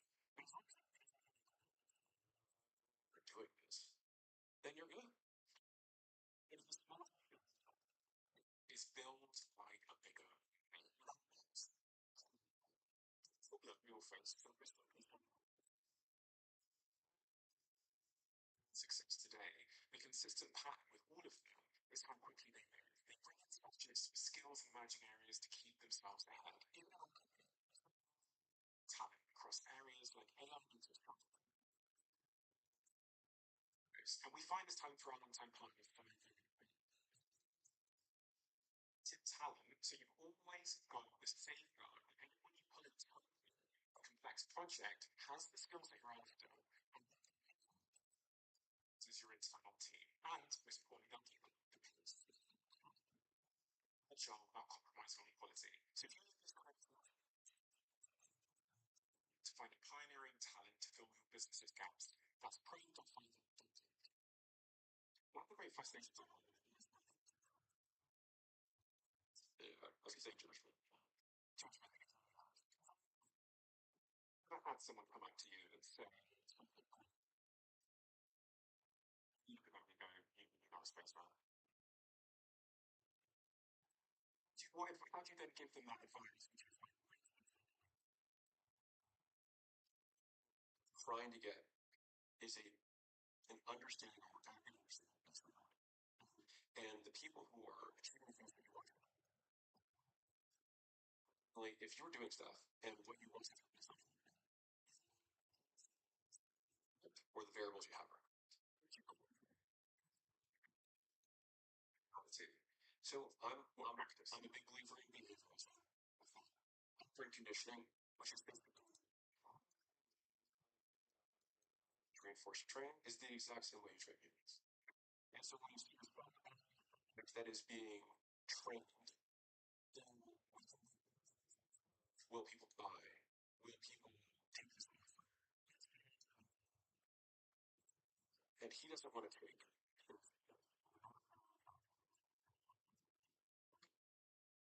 the nurse is on the pill, and he says, he's like, she comes back, she's throwing her hands up. Operationalist or behaviorist would say, no, you've made many other options than taking the pill. And so what we need to do is make the pill available to him. And so the first thing in the fridge, make it ice cold. Right? You bring in some grandpa, right? And then I'm going to put in front of him, set it all up, and say, hey, I know you said you wanted to play backgammon. I said, no, here's the lemonade. Do you want to play? If you finish the lemonade, likely is that grandpa now drinks the lemonade. It's super happy. Just, we didn't persuade. We arranged the outcome that we want. When people back vectors that people who succeed approach magnitude greater than someone who is starting it. And so I can talk to one. And I told this story because a mentor, he said, you should put some flyers out. That's how he advertised. Here, I put some flyers out. I put some, one person called up and said I digged his car. I was like, anyway, so he flyers go. I was like, I was ready. I was like, thing happened, man. And he didn't even, I was like, what's your chest size? I was like, hmm? I was like, I put out 300 flyers. He was like, 300. He's like, we usually put out 40. We do 3,000 a day after that. And so he was doing 150,000 flyers. And I put out 300. Thing that, like, it's like, I'm harder. It's the volume of activity and output that people who are times 100 times more. Now it seems like we're making one. Mm-hmm. And then you learn through how painful it is thing that you're doing the split test with headlines. Worst. Oh my God, it's painful.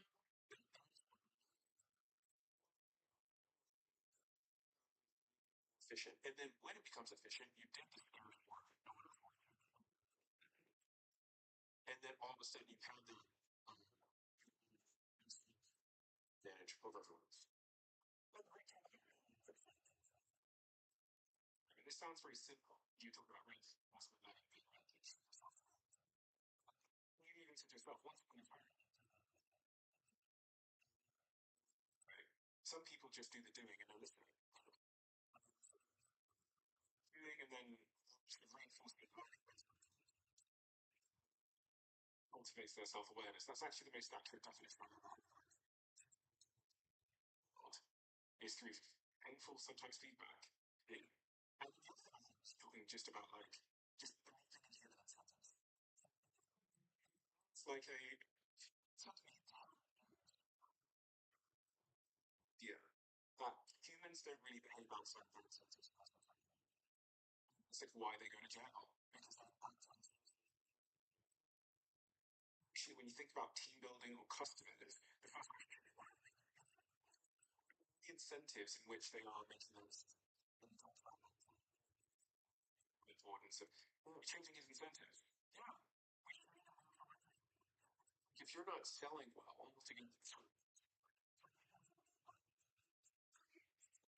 it's such an important way to think. Like, you also want to talk about lots of things, but actually, if you just reason it down to the first principle, what was, and you could be like, be a ceaseful, like, what did it cost them? All my persuasion like this. Plus plus, plus minus, minus plus, minus minus. Okay? This is the easiest way to write compound. You get more good stuff. Do the thing, you get more bad stuff. What? Or so you don't do the thing, you get less good stuff. You get less bad stuff. Our persuasion elements that we say to do the thing. And also, we have these situations of, well, that means that you're not going to have these two kids. You're going to have more health issues, more fraud, aren't going to give you that approval that you should desperately yearn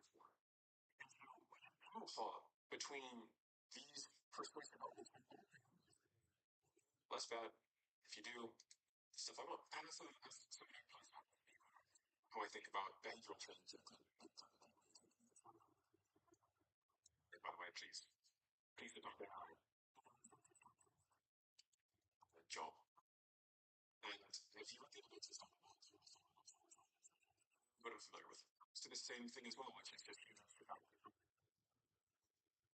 incentive structure. A lot of people who are delusional think that they're going to change people. Copywriter. He said we don't want to channel it.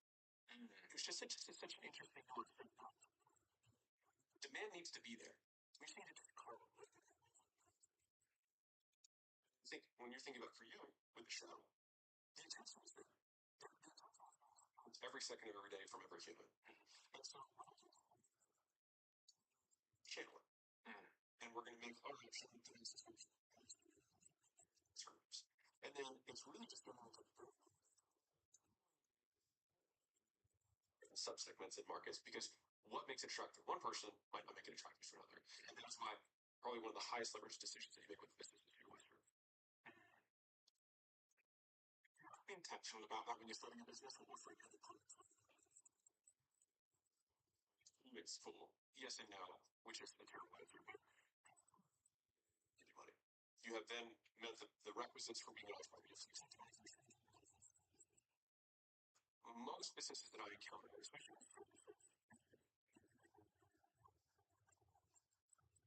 it starts with accepting all money from everyone. You have you want a startup? Yeah, I can help you too. For being a customer, right? But you quickly realize that it's very difficult to do what you need to do to survive and get started. That's fine. To make a decision where you say, hey, in order for me to scale this, I can say these customers are using it. And if I didn't have to serve 10 different it would make the operations of that way easier because I could start templatizing or systematizing. On the front end, if our app doesn't do consistent, doctors generate patients using podcasts. So, all of a sudden, the correct customer knows that this is for them. And then those people are the ones that we already figured out through trial and error. And then we have a more scalable product because we don't have to make right? Cut one, sell twice. I just hate this question, but I'm going to ask it anyway. That have emerged in your point of view? that he should probably be aiming at. 15 years ago for me, it was starting saturated now, you know what I'm saying? I think that the nature of businesses Reddit reputation management now that's going to be platform of people look there. Like I think the old school and some of the more newer opportunities that exist, including I think. So if we have beginner opportunities, then we have I think a great opportunity. Not just AI, because there's the obvious things like some money to be made there. Great. Okay. Outside of that, what's not going to I'm going to bet that humans are going to want to in the future, as they do now. I think people are going to want to. I think the longevity, lifespan, all of that world is going to. I think wealth advisors, like because I see so many businesses and particularly people are making more money than I think there's going to be. Right, would make sense for like on the phone. Last year as a restaurateur, I'm like, bro, yeah, probably do 200 million a year in a different business. I had a conversation with a gym owner that was doing $1 million a year, and it was a service-based gym, not a facility-based gym, which is different. Like a Crunch Fitness is just like you whatever, but a true service-based gym, which is either personal trainer or semi-pro, really hard. It's hard to scale. And he's like, what do I think? You know, what do you think the opportunities for me? I was like, because you've got 100 employees and you're trying to you have to maintain culture. There's all of this stuff that you have to do to a superior vehicle. You may more. Now, you might not want business, which keep on, just know that it's a hard business. So, all that to say, I think wealth is a big bucket. Risk is still going to exist in the future. So there's one to fractionalize risk, which is what insurance functionally does. And then anything that's not cool has like a discount applied to it. It's always something that's very yeah. It's kind of like trash. Like no one wants to you know, like it doesn't have the same gravitas as a doctor. And so if I look at like, oh, I you know, human fecal matter. It's like, dude, someone's got it. You know, like businesses where it's like, look where no one wants to look. Look for things that people would not want to stay at parties. There's usually big opportunities there if there's obviously money, right? It's so wealth is so concentrated.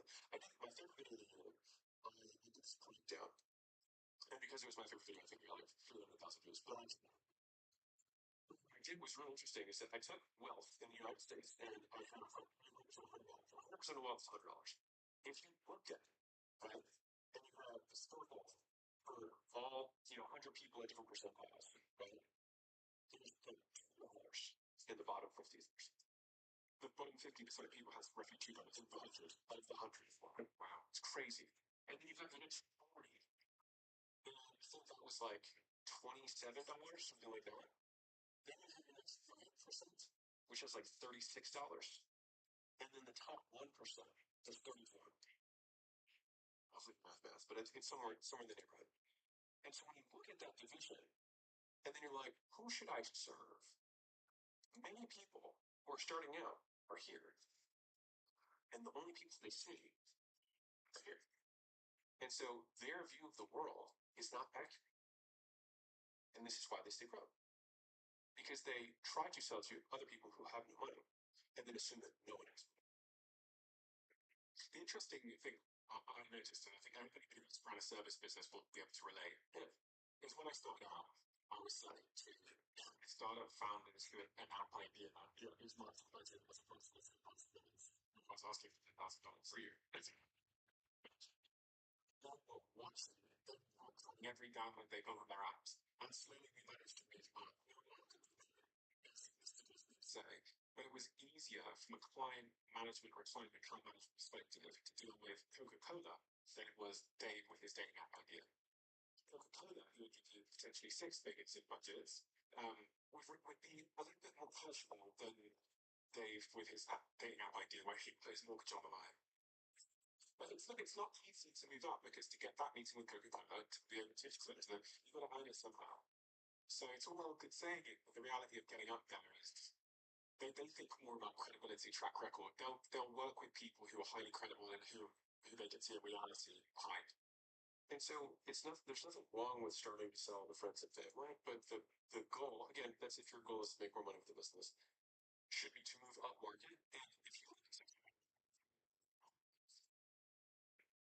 if you look at the price of a service, this is specifically for service businesses, the price of the service almost has a one-to-one correlation with how advanced the business and business owner are, just as a forcing function.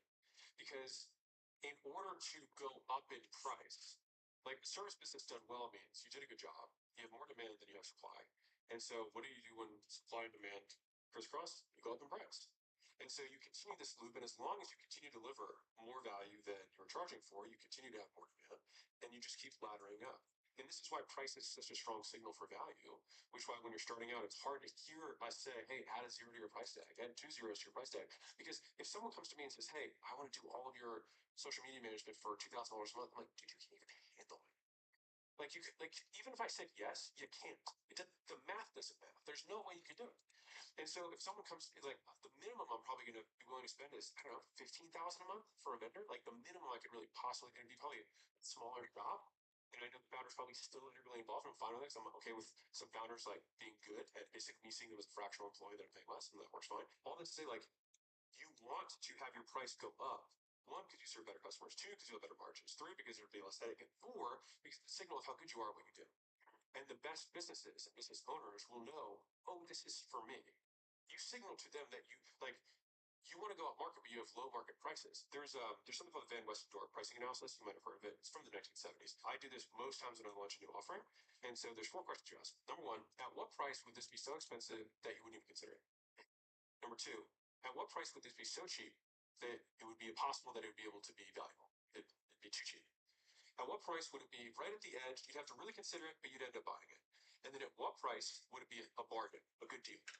And so when you actually take a scatter plot to this, and now I used to have to do these manually. Now you can literally just take the data, put it right in AI, and say, hey, run a Van Westendorp analysis, which is amazing. So you can get it in 6 minutes. And so you get the points on the graph.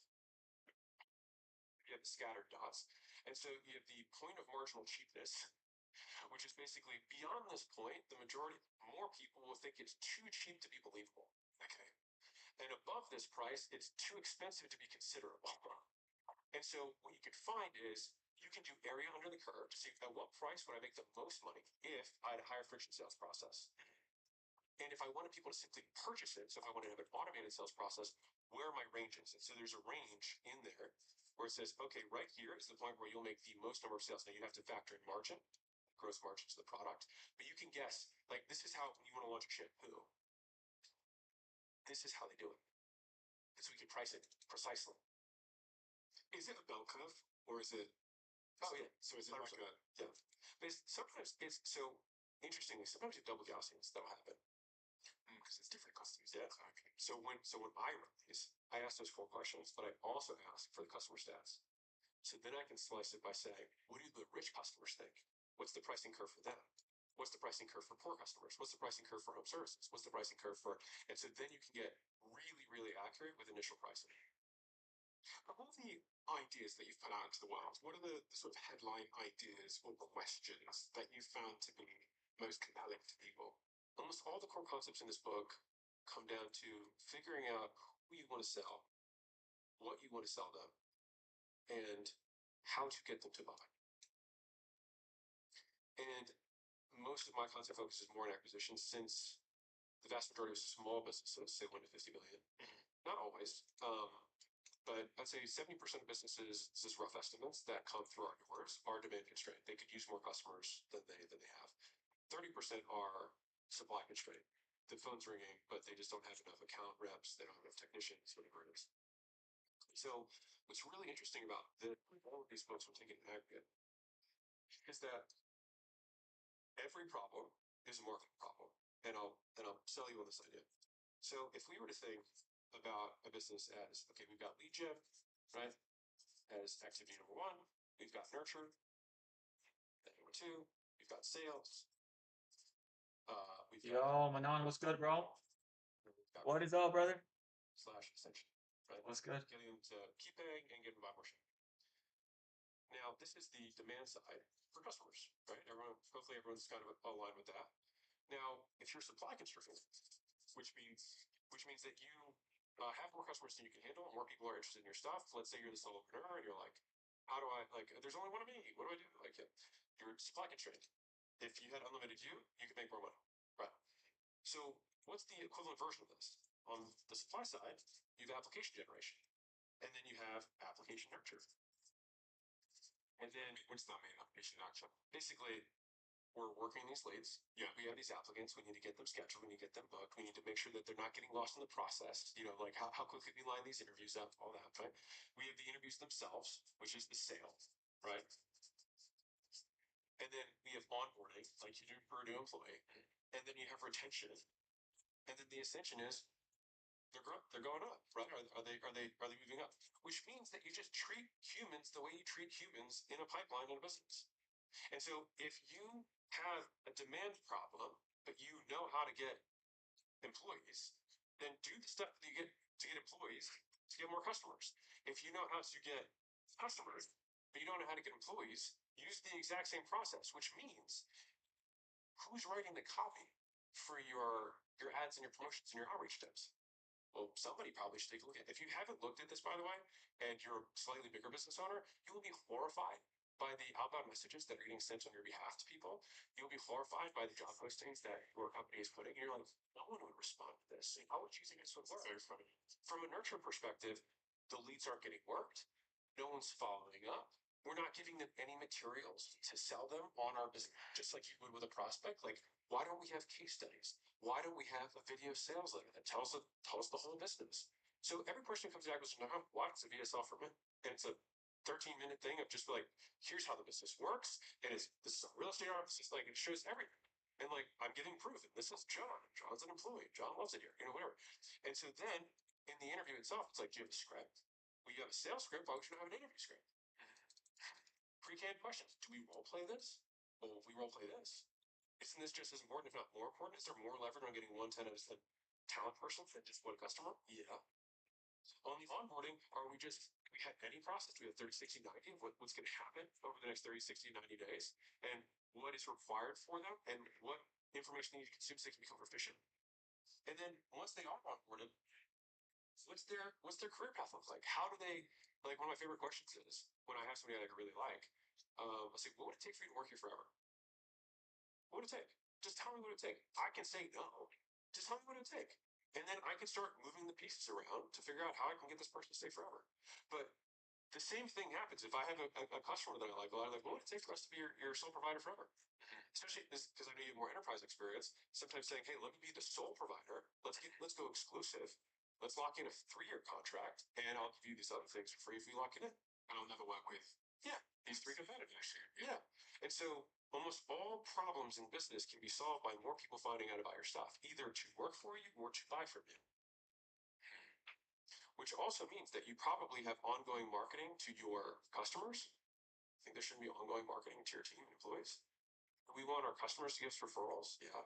We want our employees to give us referrals. We have an incentive for people to bring referrals. There's a great story. Friend of a friend had a $10 million a year business.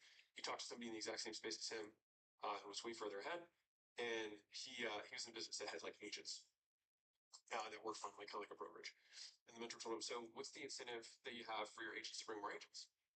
He's like, oh, I pay $500 if they bring a new agent on. And he was like, okay, what do you make on a productive agent per year in gross profit?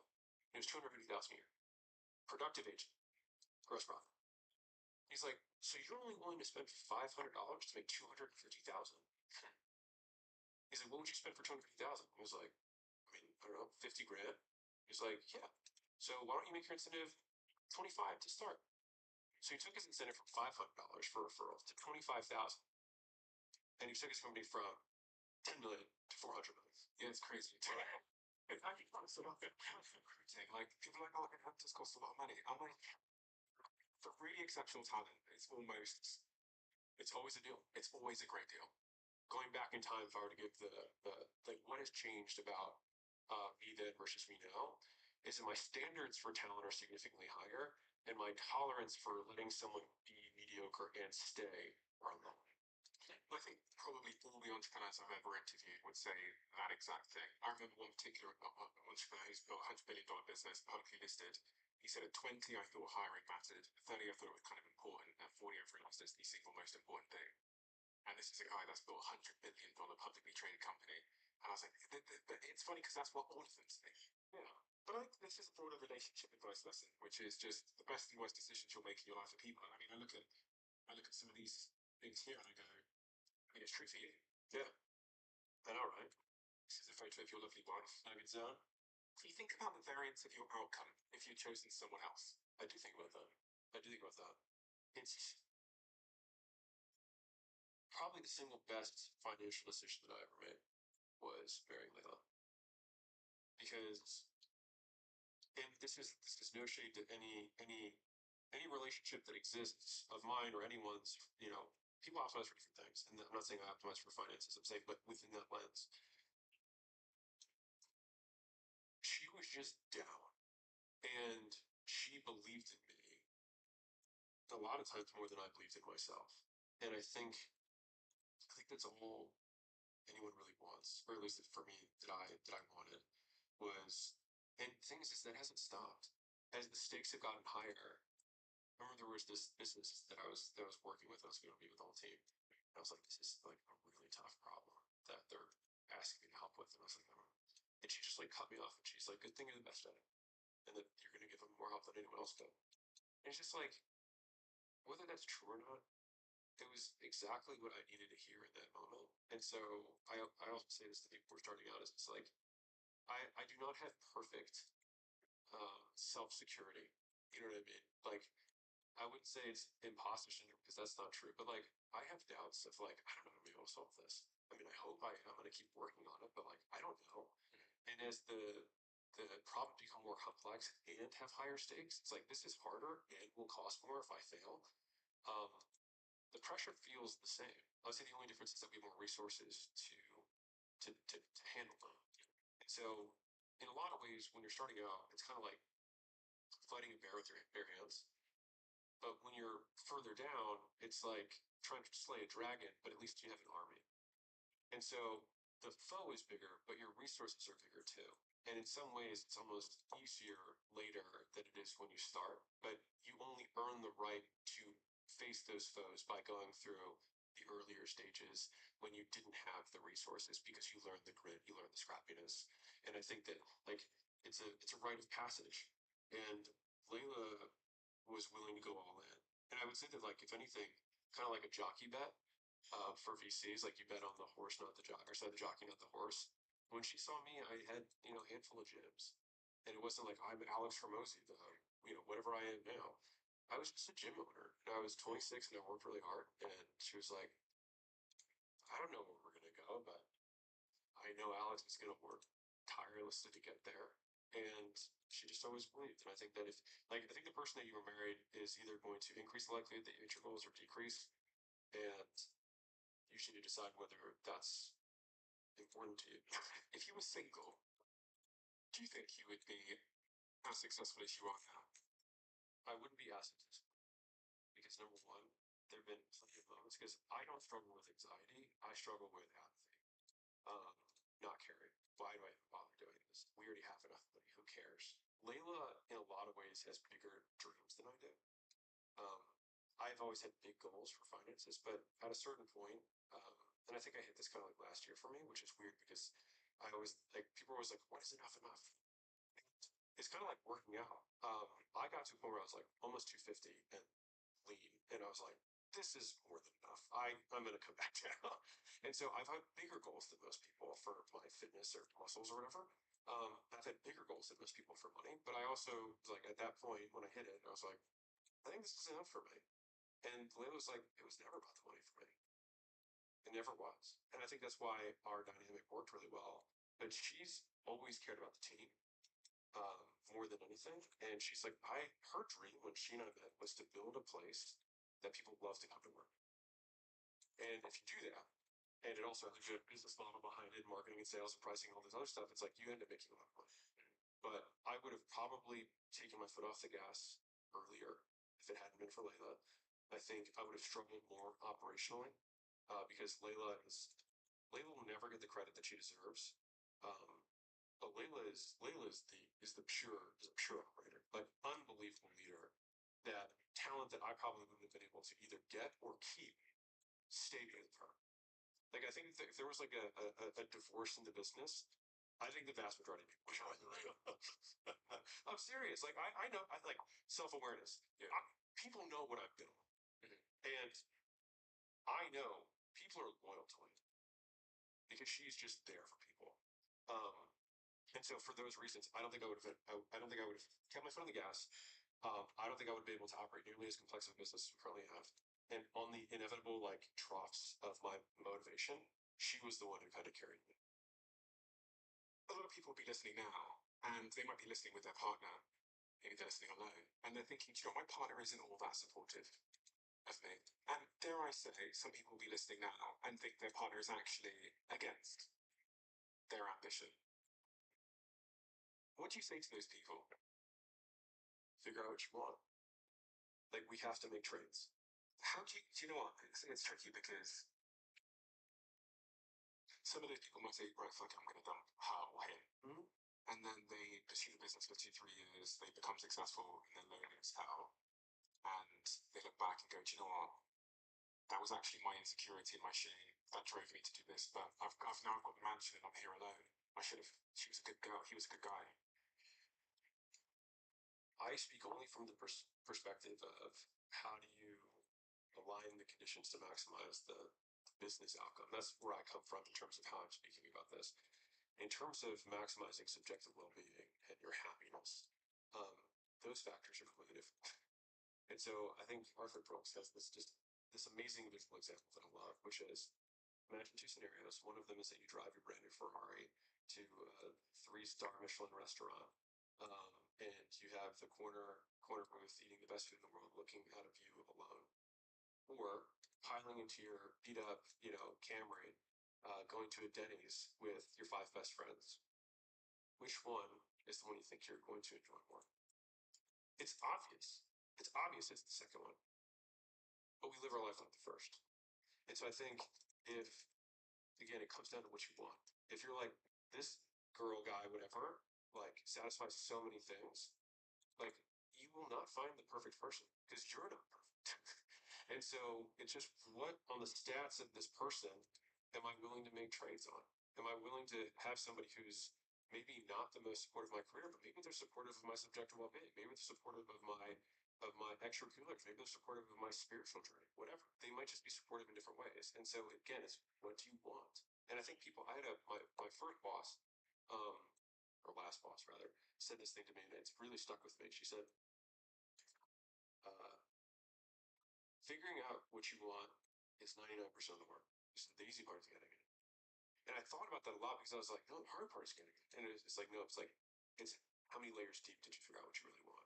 And I think that's because when you really know what you want, then you just align the world to go get it.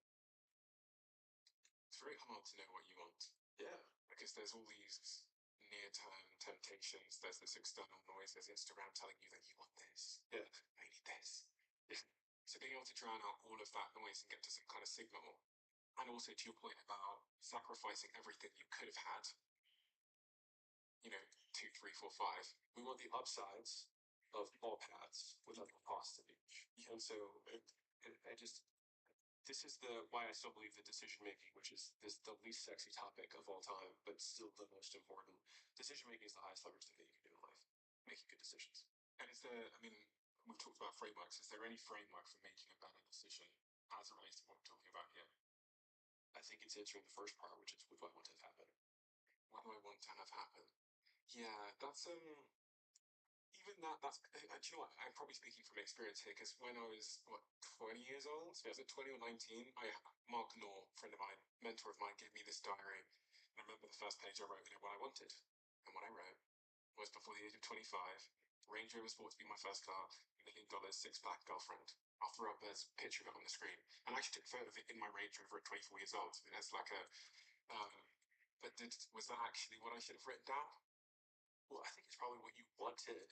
Yeah. And then you updated your wants because you got it. Yeah. You found out that you wanted different things. Fortunately, though, my time horizon was quite small, so I could figure out 3 or 4 years without any like damage. Oh my days, that was nice.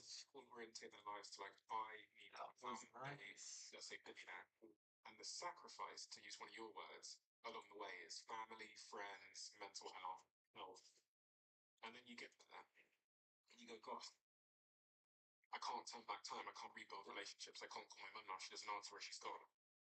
So that's kind of why I always pause on this question of what you want, because I think we're actually, like, as you said, like terrible at knowing. And I don't know a better way of knowing than getting it and deciding whether you want it or not.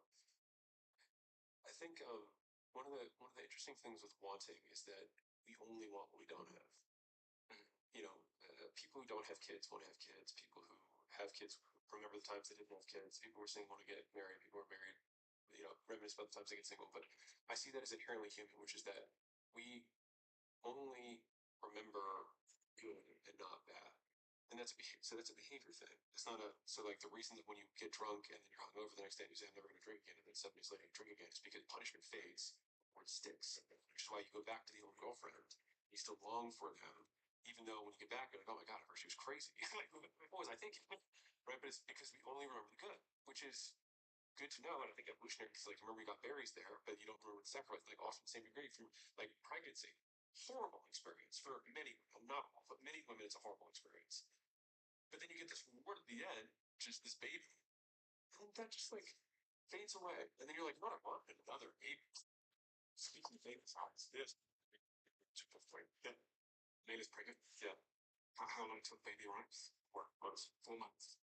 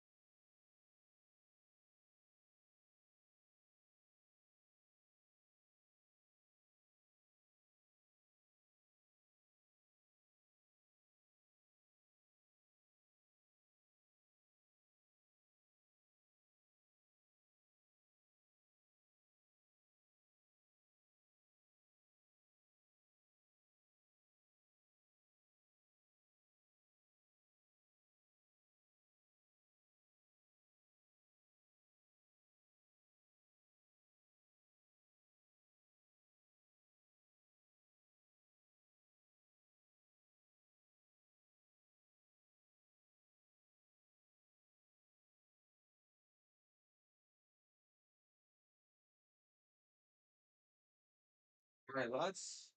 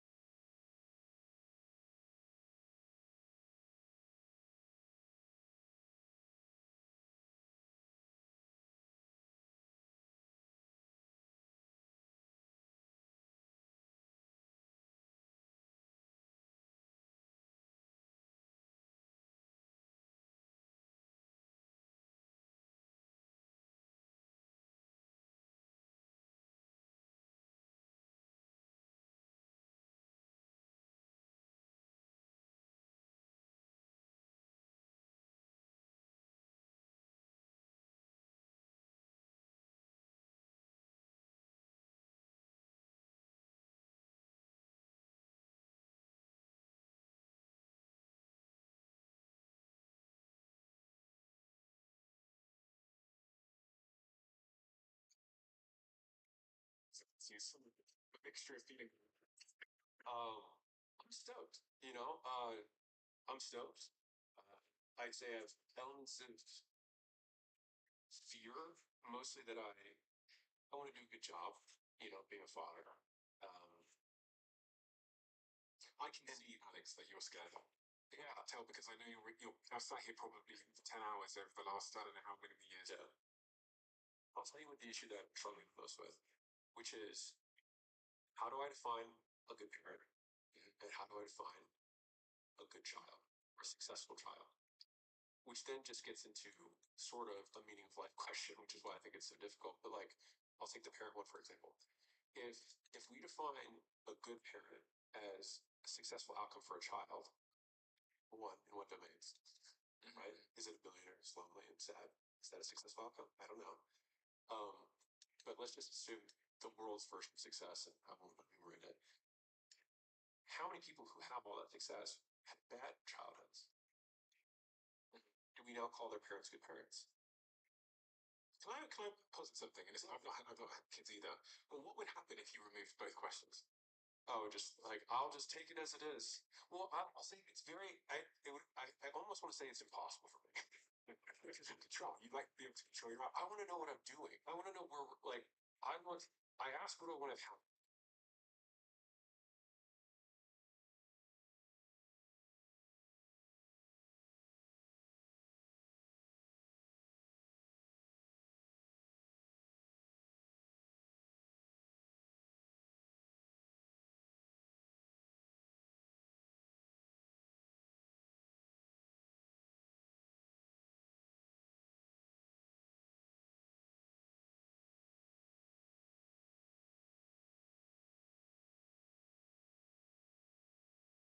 Align all of my life to try and make that happen. And so if it's like, and even the question of like, what is a successful child? Is it a child who's happy? Mm-hmm. Many people would say, I just want my kid to be happy. Mm-hmm. That's fine. Is it my child is the maximum makes the maximum impact? Different upbringing. Mm-hmm. And like the traits that we made at the beginning, I probably won't be able to have a kid who has both, or at least the degree to which I can steer. So I have three other siblings. I'm the youngest of four. And one could theoretically say my parents were a constant. The environment to some degree was a constant. There were slight changes. After four, you've got me, the youngest, this crazy like entrepreneur, did good university, blah blah blah. But Jason, super genius at school, rewrote the textbooks to make them smarter. Works in this business now, my business. Mathly, rewrote on the front of the newspapers. Kevin, smarter than all of us, savant level genius, said to me when he was younger that he could learn any language in four weeks fluently. If you gave number one in the world in RuneScape at one point, people would watch him online play. Super genius. Decided he doesn't want to go into the world of work. And then my sister, who, I think she qualified as a lawyer, and she's worked in hospitality and stuff. All of us extremely different. My parents were a constant environment, constant. I say all this to say that maybe just like running experiments as we do in business, maybe like the job, and Jeff Bezos talks a lot about this, is to like stay out of the business of the output and focus purely on the input. Because some of the questions you were saying there were like, what do I want them to accomplish? Are they happy? But these are all outputs. Yeah. Oh, for sure. The other thing that I notice when I interview executives, I always ask, tell me about kids. Yeah. And they tell me about the kids. And I go, are any of them the same? I always ask the same question. And they go, no. We've got this one who won't stop bouncing off the walls. This one that's an empath and is like super shy. Did you do anything different? No. So like, I think you'll always probably be guaranteed to miss expectations of being put down if you get involved in the output.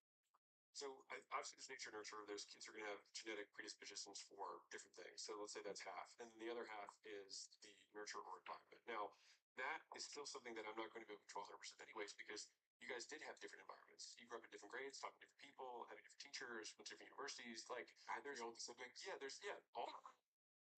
So in some way, it's a bit of chaos of you can't you can't control. But if we eliminate all control, then what's the point? And so I still I come back to like, well, I'm trying to control the controllables. Yeah, inputs. And right, but if I'm so it's like I need to know where I'm going, the output, in order to direct my car. But what I'm focused on a day to day is I need to shift gears, I need to drive the car, I need to fill it up with gas. Me focusing on output is not going to get us there any faster, but I have to know where I'm going. And so this is again what I'm struggling with. Now, to be fair, I could not figure it out the coming way. It's he's not going to wait for me to figure this out. And I'm sure maybe someday he'll look at this podcast and be like, my God, Jesus. It's just the car analogy, I think, might not be apt because I was trying to find another analogy. The one that I stumbled upon was growing a plant in your house. You put the seed in the soil, and you might think, I really want this to be 6 foot. You really want 100 leaves, but Yeah. all you can do is water it and get it sunlight, Yeah. and it's going to be what it's going to be. But you can say, please be 6 foot, please be a football player, whatever. But you can control the input, which is the water and the sunlight. It's funny because like my media situation goes back to the grandpa story. It's like, well, I could put it in front of the sun, or I could put it in I could determine how much I'm going to water it, what kind of soil it's going to get. Like fine, there are other variables that like, and so again, I would be like, do I want to grow the tallest plant? Do I want to grow the plant that has the most fruit? Well, I would either prune the plant or so that it would grow taller. Like these are all things. Now, can I change whether it's going to be a peach tree or an apple tree? No, that's going to be based on the seed that I plant. And that I don't have any control over. But there are some things that I can control. And of those things that I control, I would like to know what I'm optimizing towards. And I'm sure this will just be a wonderful lesson in humility for myself, and it'll be great if people laugh in the comments. I'm sure. Yeah, to ask me like what we were talking about Layla earlier. I would say like one of the foremost things that I love the most about Layla is that Layla's never tried to change me. She's like, that's Alex. Like, you can want him to be a peach tree or an apple tree, but like, he's gonna be Alex. He's gonna dress that way. He's gonna, and if tomorrow he feels like shaving his face and having a Fu Manchu, he's gonna do it. Like, I'm going to try and optimize to the degree that I can to equip my son and hopefully future kids with as many skills as possible to get what they want out of life. And I think that's what I would say that's where I have settled on is I'm going to use all the resources I have to give them as many skills as I can to handle life. And if I can do that, then if they want to go to London or they want to go to LA, at least they'll have the skills to get there. That's as far as I've gone. I can't wait to see. I saw this quote that you tweeted. Oh. And there's 2 quotes you tweeted that I was very curious about. First one, which caught me off guard, I think I actually texted you when I saw this, was this one. Do you want to read this one out? Yeah. So this was February 2025. At your funeral, friends and family will argue over who gets your belongings. People will talk about the food and the venue. Your life will be summarized in 2 to 3 paragraphs. Conversations will shift from your life to their lives. Your friends will drive away thinking about what's next on their to-do list. Some people won't be able to make it because something came up. And most of the people you know today won't even be there. You're going to die. People move on in weeks, not years. Do what you want. Why is that so important to hear? I think about death probably multiple times a day. And I think that that's actually been positively correlated with subjective well-being. I mean, older people are incredibly aware of the fact that they're going to die, and I think that's what allows them. Like I look at, so there's a, I'm sure you've seen this, but there's this graph that shows how people rate their subjective well-being over their lives, and it's a smile graph, which I think is ultimately hilarious. But kids are really happy, and then they get more and more responsibility, and then your peak unhappiness is like 45 to like 55, somewhere in there. It's like it's the crunch. You're taking care of kids, you're taking care of parents, you have a career, and to be fair, in some ways it's good because you're at your peak earnings. So you're making your most people are making their most money in this window, and but they also need to do it. But they're very stressed, right? They're stretched really thin. And then as they kind of get to 60, 65, 70, and when I think about each of these two extremes on the child side and the elderly side, and elders are often a lot like kids. If we think about what like they they rely on other people. They're mostly just like they play games. Like in each of these situations, they have very little responsibility, and they don't care about what other people think. If you see a toddler go out with like a tutu and cowboy boots, it's because like, they don't care what other people think. And when you're at the end of your life, you're like, I'm gonna die. And one of the things that I'm very obsessed with is borderline, but probably accurate, is I'm trying to think, how am I going to see the world when I'm 80? And how fast can I get to there now? Because I care more now about what other people think than I will when I'm 80. And I just want to pull as much of that forward as I can because when I see those 80-year-olds, I'm like, that guy does not give a fuck. I'm like, I really want that. And so like, I write a lot about death because I like these tweets are dose to self. They're not. It is not a. It's not up from a pulpit that I say this. These are as a self help to Alex when I write these things because it's like I probably when I was writing in February. Oh yeah, February 25. So February 25, the first quarter of 25 was the hardest quarter that I've had personally in 8 years. You tweeted this at the same time. Yeah. I haven't felt this miserable in years. Shit's just hard sometimes. You have tough seasons, bad losses, and what makes it harder is you don't know when it'll end, but know it will end. So for anyone going through it right now, you do the only thing you can do. Keep fighting. I text you when you tweeted that because I had never heard you talk like that publicly before. Yeah. Yeah, I mean it was a really tough quarter for me. I mean, mind you, I don't have kids, so that variable wasn't there. But every other variable that probably could have gone quote wrong was actually ironically outside of business. Business was fine, but it was just everything else. Um, and What do you mean by that? so I would say we were making plenty of money. Yeah. But I think I had 9 lawsuits that were open at that point. It was a lot. It was nine open lawsuits. And they all like it was like, and they were all different. Like ex-employee investment that two or three were investments that we had made that like one of them got caught stuff and then it's like are we gonna get pulled in? It's just all this just stuff. Just a lot. And then Layla had like I think I told you she had a really horrible she like tore her colon, and so it's like 18-month recovery, and so she was in the thick of like going through the pain of that before about to get the surgery, and so it was just like everything sucks. And Bill Ackman had this really great interview where there's a snippet that I ended up saying, which was he had just lost like $1 billion. He was getting divorced, and there was like one other thing. I think there was lawsuits because of the $1 billion, whatever. And he said when you're going through those rough patches, he said he focused on the only thing he could do. When it's like you're not going to solve this in a day. Like you can't finish it. And I think that's what's so painful about it. Is you have this open loop that whenever something reminds you of it, it's like you get into this loop again of like rumination and just like oh when it goes wrong and catastrophizing. And he's like you just have to take one bite at a time, and then every month or 2 months you can look back and be like made some progress. He's like he just focused on making progress and chipping away at the problem. And I think that was more or less the approach I had, which is kind of like the 2 feet in front of you, like what are the things that I can actually do right now? I will do those. And sometimes, and I remember in that season, a lot of what I was thinking about was so when my mother passed this year, I wrote an article for myself. Yeah. I wrote an article for myself about mental toughness, and it was because I wanted to. Of course, it's not like be mentally tough when your mother dies. That's not the point. It was just like, how am I supposed to show up right? That was kind of like the thought process I had, and so I basically here. So I thought like this, which is bad thing happens, right?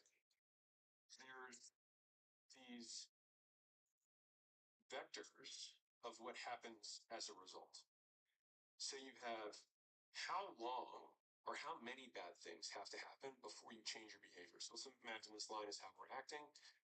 How many bad things have to happen in order for us to change how we act? Are we shorter with our spouse? Do we not pay attention at work? Like what? How many bad things? If somebody, the perfectly mentally tough person, would be able to have an unlimited amount of things happen to them, and then their behavior would remain the same. Purely from that perspective. The next issue is okay, well, let's say that you're not a perfectly mentally tough person and something crosses your tolerance threshold, and then your behavior changes. And so we have this next measurement. So we have how long and how much can you handle? We have how deep do you go when you fall? How badly do you change your behavior? Are you short with your staff or do you get into heroin? No, like how badly do you fall? And then the next piece is how long does it take you to recover? Return back to original function. And then the part that I added to this is, and then when I return back to original function, am I better than I was before? Am I the same as I was before? Or am I permanently worse? What dimension? Resilience or happiness? So I basically have term 1, term 2, term 3, and then I did term this as adaptability, which is how do you respond after a bad thing happens? Do you get better, the same, or worse? You have tolerance. Actually, I think it's a sport suit, which is how much bad stuff can you handle before it hits you. You have resilience here, which how long does it take you to return to baseline? And then you have tolerance, which is how low do you go? And so through mapping these 4 vectors of behavior, I was able to look at myself during this harder season. And this was such a mindfuck because think about this. I do a $106 million launch. My mom got to see it, which is really cool. She dies 4 weeks later. I realized the goal, if we're talking about long term, right? $100 million, $100 million, $100 million. The goal of the books was to have $100 million at the end.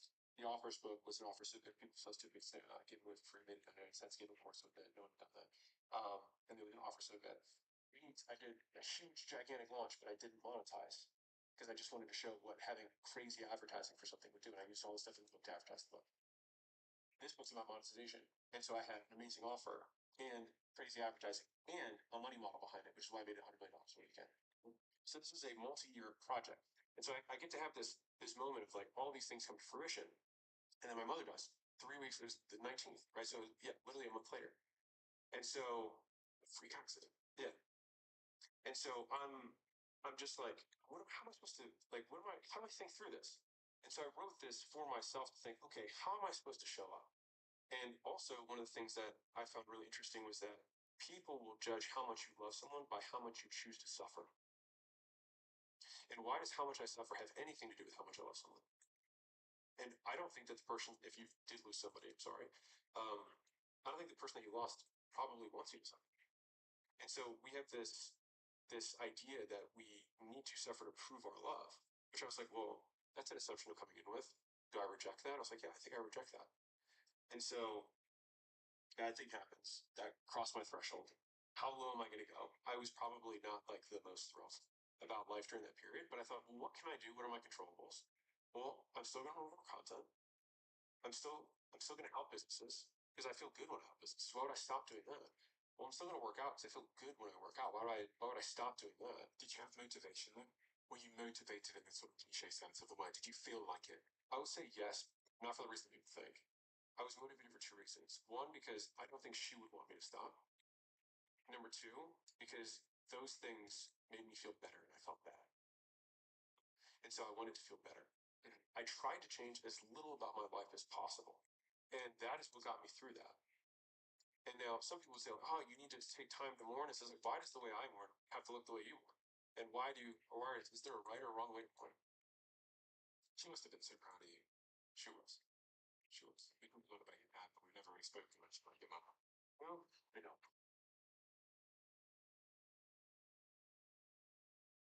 She's a sweet lady.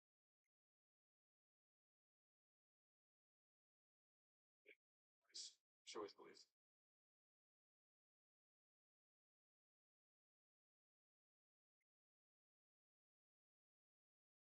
So I think this last one, right, adaptability, which is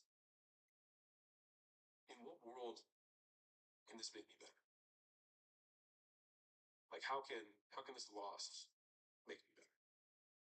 And also, by the way, like this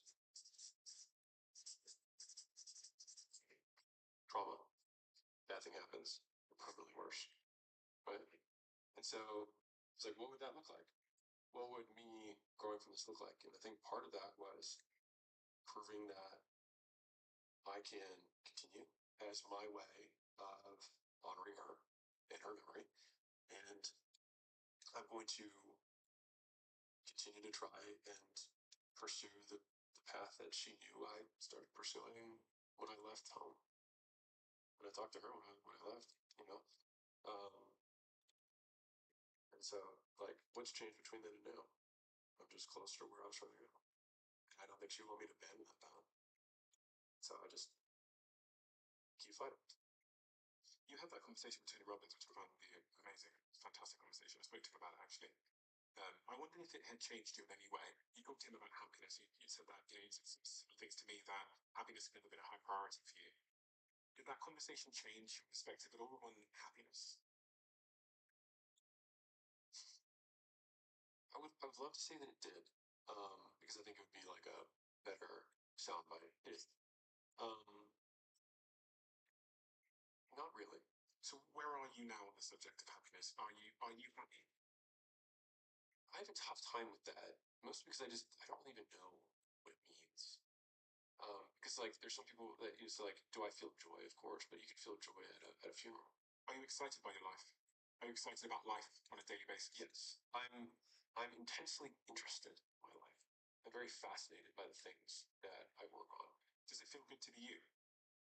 Sometimes, I think more days than not. probably.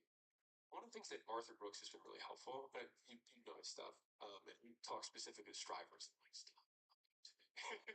So strivers, he defines people who like are strivers. They're high achievers. And what's really interesting is he describes what the child of a striver is. He's like, almost to a T, this is what it is. He's like, it's typically an immigrant parent or something like that, where they're trying to do a good job and they basically withhold approval only when the kid does a good thing. And then what happens is the kid learns that love is earned. And then you learn that loop, you reinforce for that loop, and then you do win more and you earn more love. And then you get into the big wide world, and then you're like, how do I get more of this drug, this love drug, which means I need to earn as much as possible. I need to earn as much as possible. So you just get addicted to the loop of working. And so I find this really fascinating. But the other part of his work that has been actually in some ways very like grounding for me is about half of your subjective well-being is genetic. Half. And so, and to be clear, like I'm super blessed. I have a lot of good things that have come for me. My mother's side of the family tree has a lot of tough mental stuff, very bad stuff. But they're also really brilliant.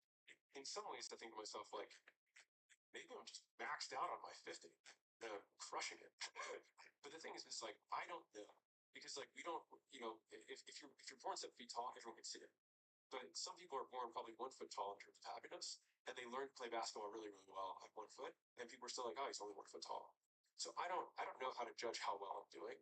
I would say that I have been way worse than I am now. I aggressively want to keep living. And to me, that's a really strong indicator for me. And to answer, like Albert Camus is one of my favorite philosophers, and he has this quote that I love, which is, "What is the meaning of your life?" And his answer to that is the reason you don't kill yourself. And it sounds dark, but a lot of very dark things can be flipped into very light things, which is that when you ask someone that question, they'll typically answer like, well, I mean, my kids, my wife, the people that rely on me. It's like, wait, that's why you're alive. And that thing can also change. Because like if you asked me 10 years ago, I'd have a different answer than I do this time, and maybe in 20 years it'll be different. One of the remarkable things I learned from doing this podcast is a real appreciation for people's predisposition as it relates to mental health and whether their mind is with them. Like growing up, I thought everyone's mind was like mine as you do. And then for you stumble across this thing called podcasting, you start interviewing people and go, what's going on in your brain? And they play it to you, and you go, they can't possibly be telling me the truth. It can't possibly be the case that there's other people. And I remember speaking with a comedian who told me that inside his brain there's a voice that literally celebrates his failure. That literally tells him he's pathetic, he's going to fail, he's terrible, this was terrible, you've embarrassed yourself. And I thought, gosh, isn't it crazy that there is like a mental health mindset privilege, which most of us just don't even acknowledge the privilege of. And when you speak, it's fascinating to me. In the same way that I might assume that it's fascinating when you hear someone answer the question, "Are you happy?" And they just go, "Yes, of course." Like, is that really curious to you when you hear people say, "Yes, I'm amazingly happy"? Is that curious to you? Sort of. I think when I hear someone say that, like probably my immediate gut response before I even like think about my response, is well, they probably haven't even defined what happiness is. They just wanted to give an easy answer. That's what I immediately think. But it's like this is like the absolute as raw truth as I could possibly give to anyone, which is that like I I'm very proud of the things that I've done up to this point in my life. Like I can look back and be like, I'm proud that I did that, and I feel that sense of accomplishment. What is the emotion attached to proud? I don't know. Is pride itself an emotion? I don't know. How does one experience pride as an emotion? Is that like a it would feel very full. I'm like very happy that I did these things. Like the books that you have in front of you, I'm incredibly proud of. If it was a facial expression, how would pride look? Yeah. No, no, not for me. It's like the books that you have in front of you, I'm incredibly proud of. If it was a facial expression, how would pride look? Yeah. No, no, not for me. I mean, it's very soulful for me. Like I'm very fulfilled by this work, and that's why I keep doing it. And I know that when I die, I think the thing that will actually the only thing that I think has a chance of living on past me, past when people even know who I am, is these books. My YouTube videos are going to disappear. Like all that stuff will go away, but I think these books will survive, and I write them that way. Like I write them kind of thinking that like the people who read this will know that way. Do people come to you for happiness advice? No. Go find somebody who's really happy. Here's what's really tough though, right? Is that no one knows what someone's base level is. And that's what's so tough. I think I asked that because one, I think a lot of people assume that this work, learning how to be financially free and to build a business, is in service of this North Star, which we all agree upon, which is happiness. Yeah. So one would think, okay, what's the point building a business and getting $100 million deal or whatever if it doesn't then lead to the happiness payoff? And if you're telling me that you're not the person to come to for happiness advice, I go, well then what's this then? Why do I need to do this if this is not going to make me? Do you see what I'm saying? Oh, I totally see what you're saying, which is why bother pursuing this to begin with? Yeah, if you're not promising me happiness as the North Star, yeah, I won't do that.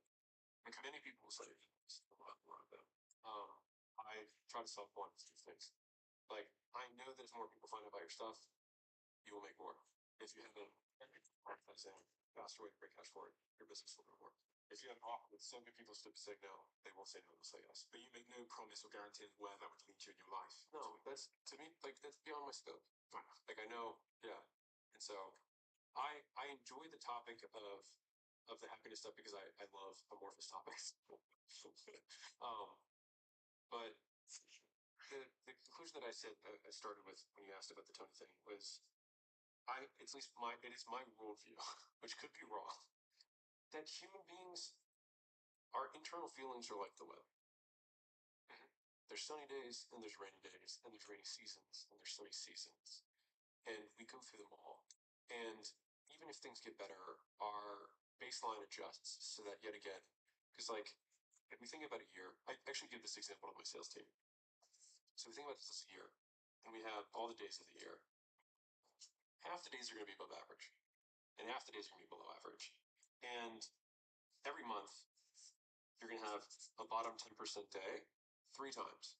Because you have 36 days per year that are going to be below, bottom 10% days for no reason, purely because law of large numbers.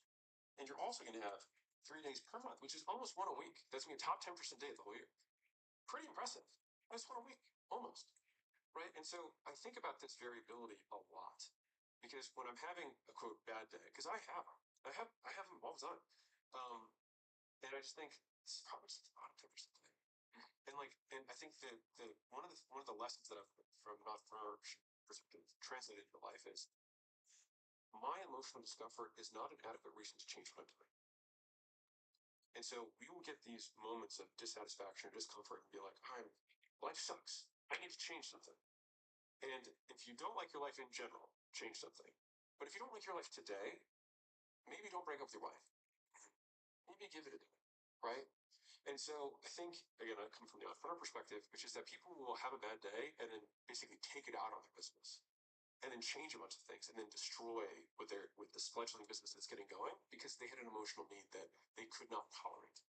And so that's why this graph has been so valuable to me, which is my bottom 10% day a big enough thing for me to change my behavior? If I determine that I can have a bad day and still do good work, then it's a good day. Alex, we have a closing tradition where the last guest leaves a question for the next guest, not knowing who they're going for. Funny question. What would you do if you believed that super intelligent AI, better, faster, cheaper, etc., best humans at everything, was just a few years away? What would you do?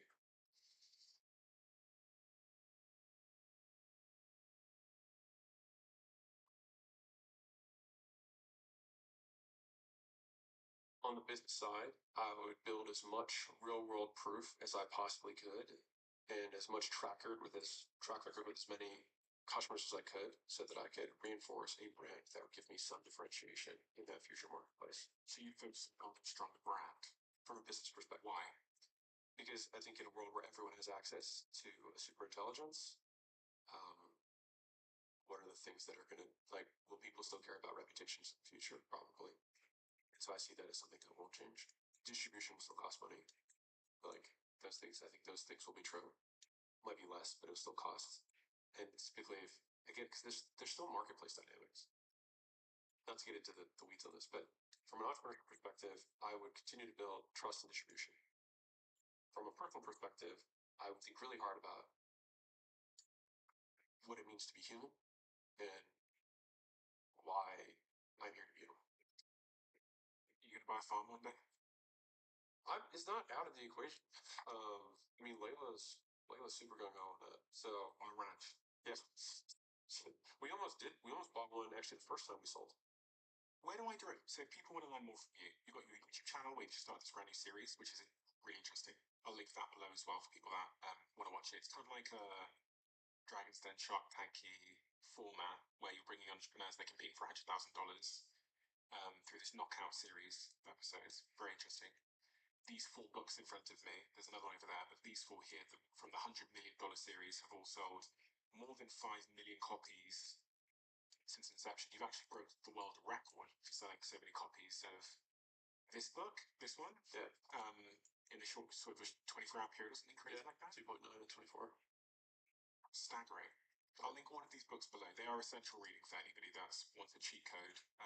Probably a decade head start into the world of business, explained in a phenomenally accessible way with literally your drawings inside them. And the thing that I think has made these books so successful and become the Bible for many entrepreneurs, startup entrepreneurs, but also entrepreneurs that are looking to scale through different seasons of business, it's so actionable. A lot of books are like highly philosophical and there's lots of jargon and stuff. These are like, this is what to do. This is what to do. And I think ultimately that's the most valuable thing. So thank you for writing these incredible books. Is there anything else that people should know about that you're working on before we tune up? No? Just grab the books. Great. I'll link all of them below. Alex, thank you as always.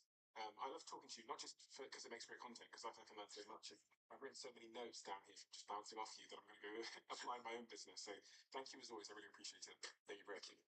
YouTube have this new crazy algorithm where they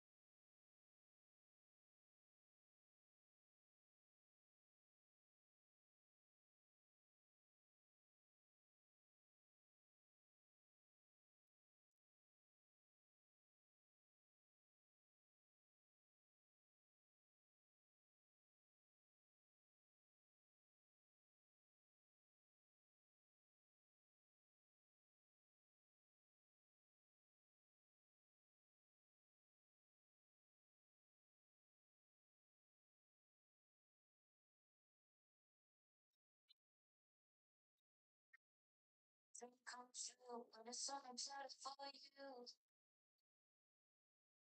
Then pull back when I try to make sense more than 2 hours in advance. Slam the door, it's not. Say no, no, no, no, no. Stop that. Never thought.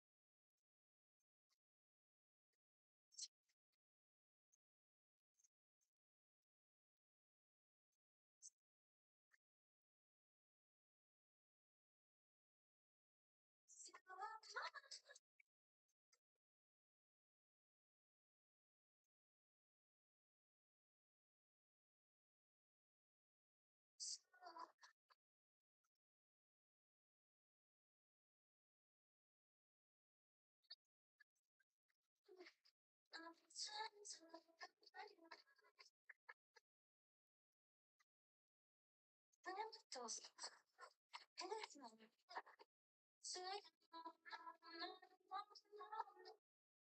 Stop this. Never talk. So sorry for your loss.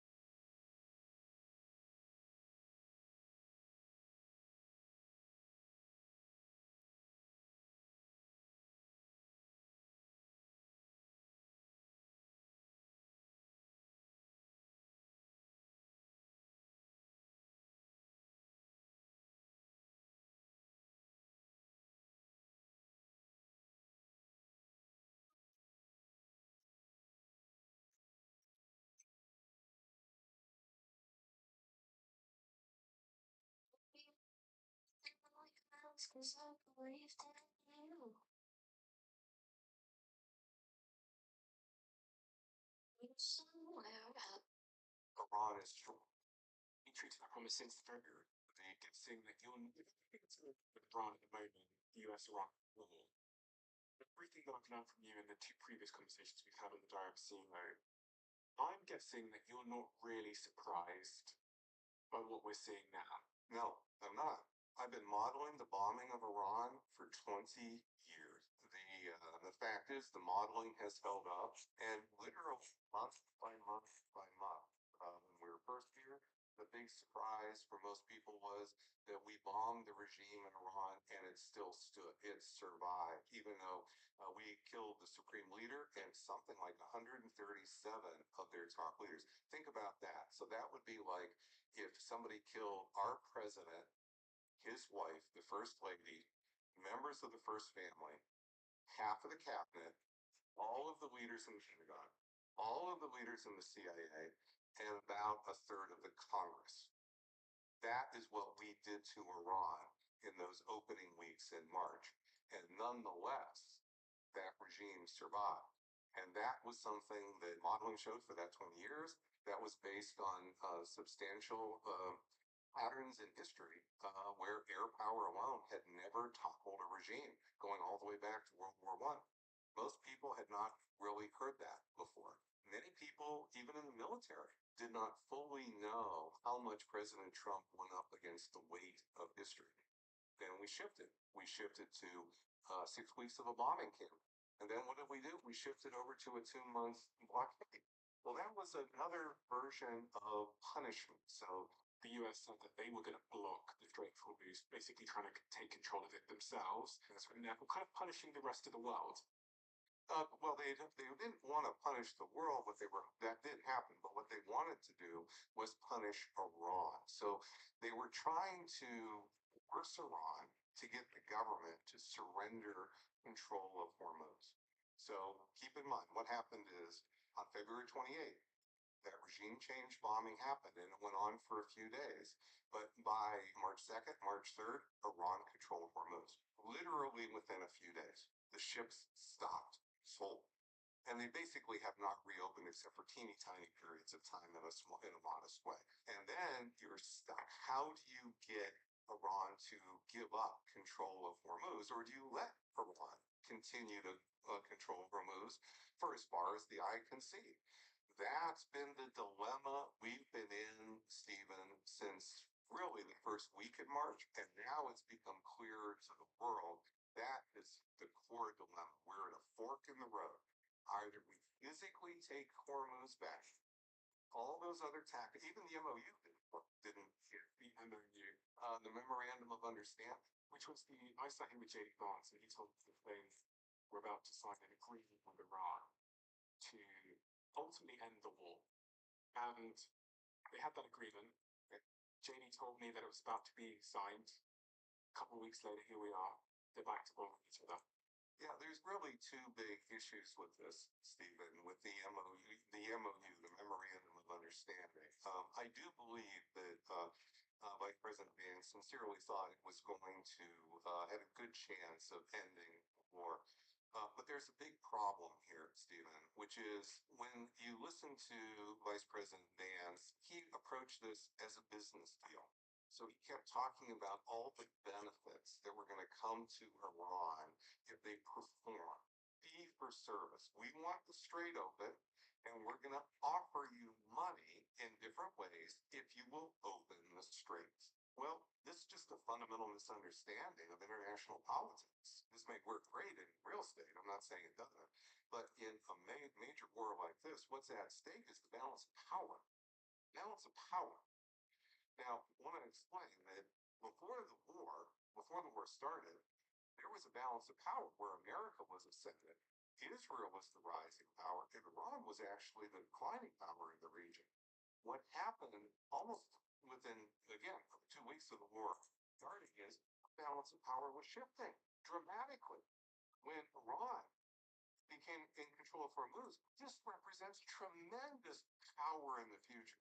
That wealth, all of the potential, that even though it hadn't been realized yet, equates to not just money to put in coffers, but it equates to military power. It equates to the ability to influence other states in the region, to build a sphere of influence. This is power in terms of major power politics that was shifting here.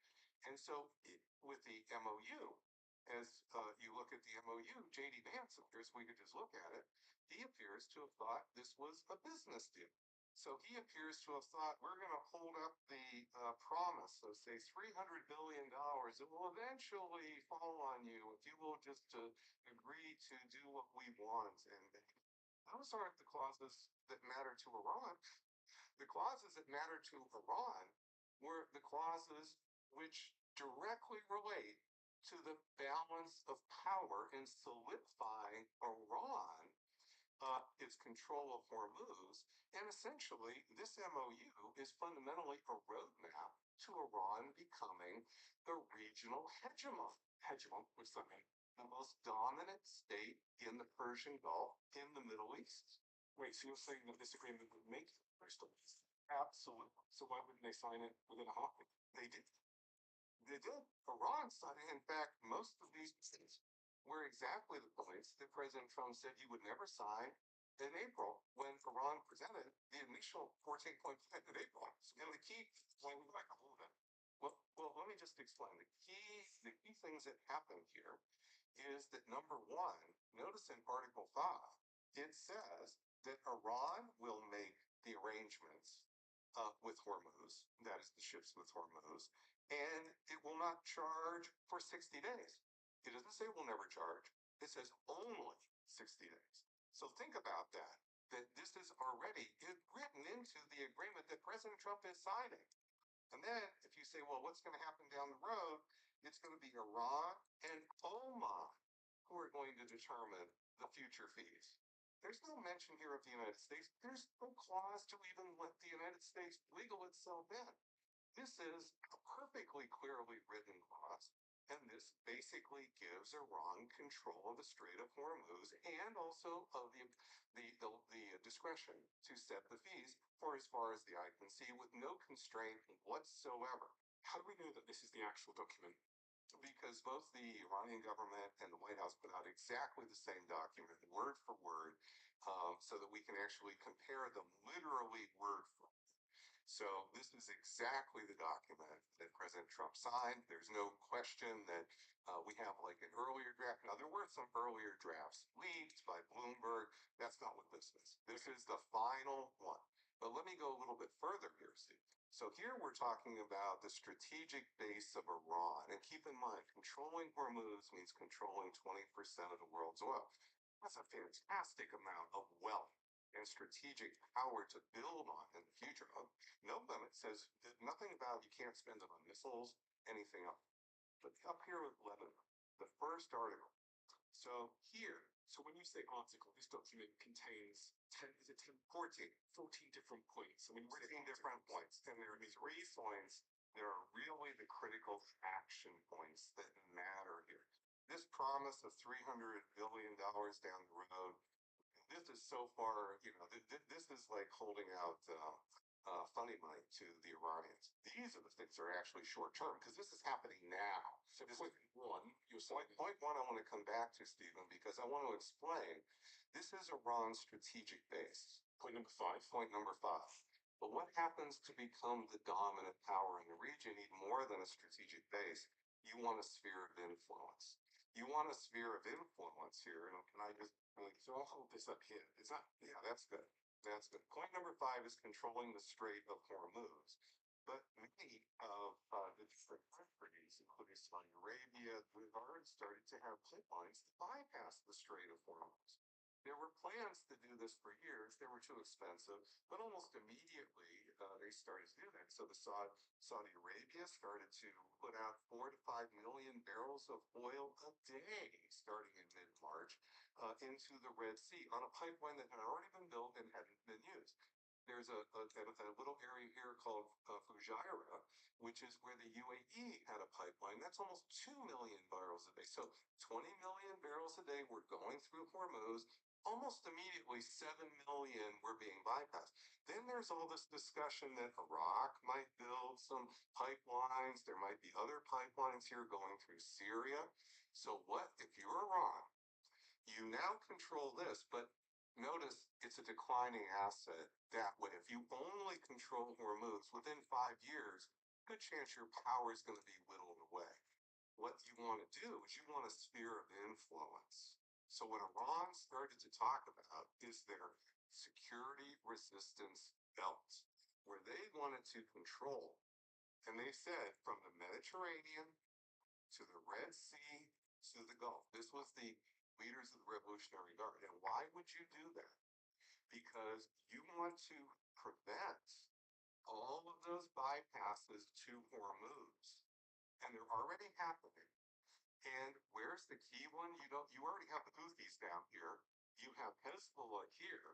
But you want to make sure the Houthis are pretty secure right here. so just again for the people that can't see? Yeah. So you're saying the Houthis are pretty secure there? The Houthis are pretty secure down here in Yemen. They've been fighting with the Saudis for quite some time. They've held their own. We fought a war with the Houthis in May 2025 to try to get them to pull back from a temporary shutdown of the Red Sea, and we lost. So we couldn't beat them.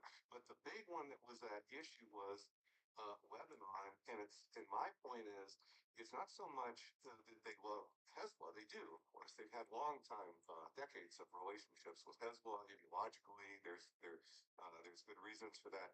But there's something else that's a power reason that's being ignored here, which is you want Hezbollah to have drones right here in Lebanon. So if there's a pipeline that comes out here through Syria, if you've got some other pipelines that are coming out here, you've got Hezbollah here that can act as your Houthis. They can actually attack the shipping. So now you have you're Iran. You're a major. You're the dominant power in the region. You don't just control this area here and straight from the Strait of Hormuz and Iran itself. You have an arc, a security arc here that is a sphere of influence, but it's an operational sphere of influence. This is not just a piece of paper or something to talk about. This is what's guaranteeing you control all of that oil, whether the oil from the Persian Gulf comes out from Hormuz, whether it comes out through Syria, or whether it comes out through the Red Sea. And that's what Article 1 is about. So how come that's what I'm saying is not, when I listen to Vice President Vance, which I listened to your interview and other interviews, a super smart guy, okay? This is not a matter of that, okay? But he's thinking of it as a business deal. We want Hormuz open. What's it going to take to pay? They're not looking at that. They're looking at, they want to be a regional hegemon.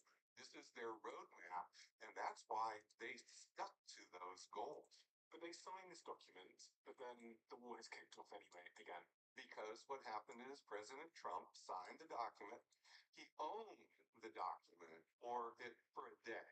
He explained that he signed the document because this was literally 4 weeks ago, because the world was going to run out of oil in 4 weeks, and he wanted to open Hormuz. So President Trump saw this as a way to try to open Hormuz. But what happened immediately after President Trump signed the document, literally starting in the next 48 hours, is President Trump started to, and his administration started to undermine the document, violate the clauses in that document.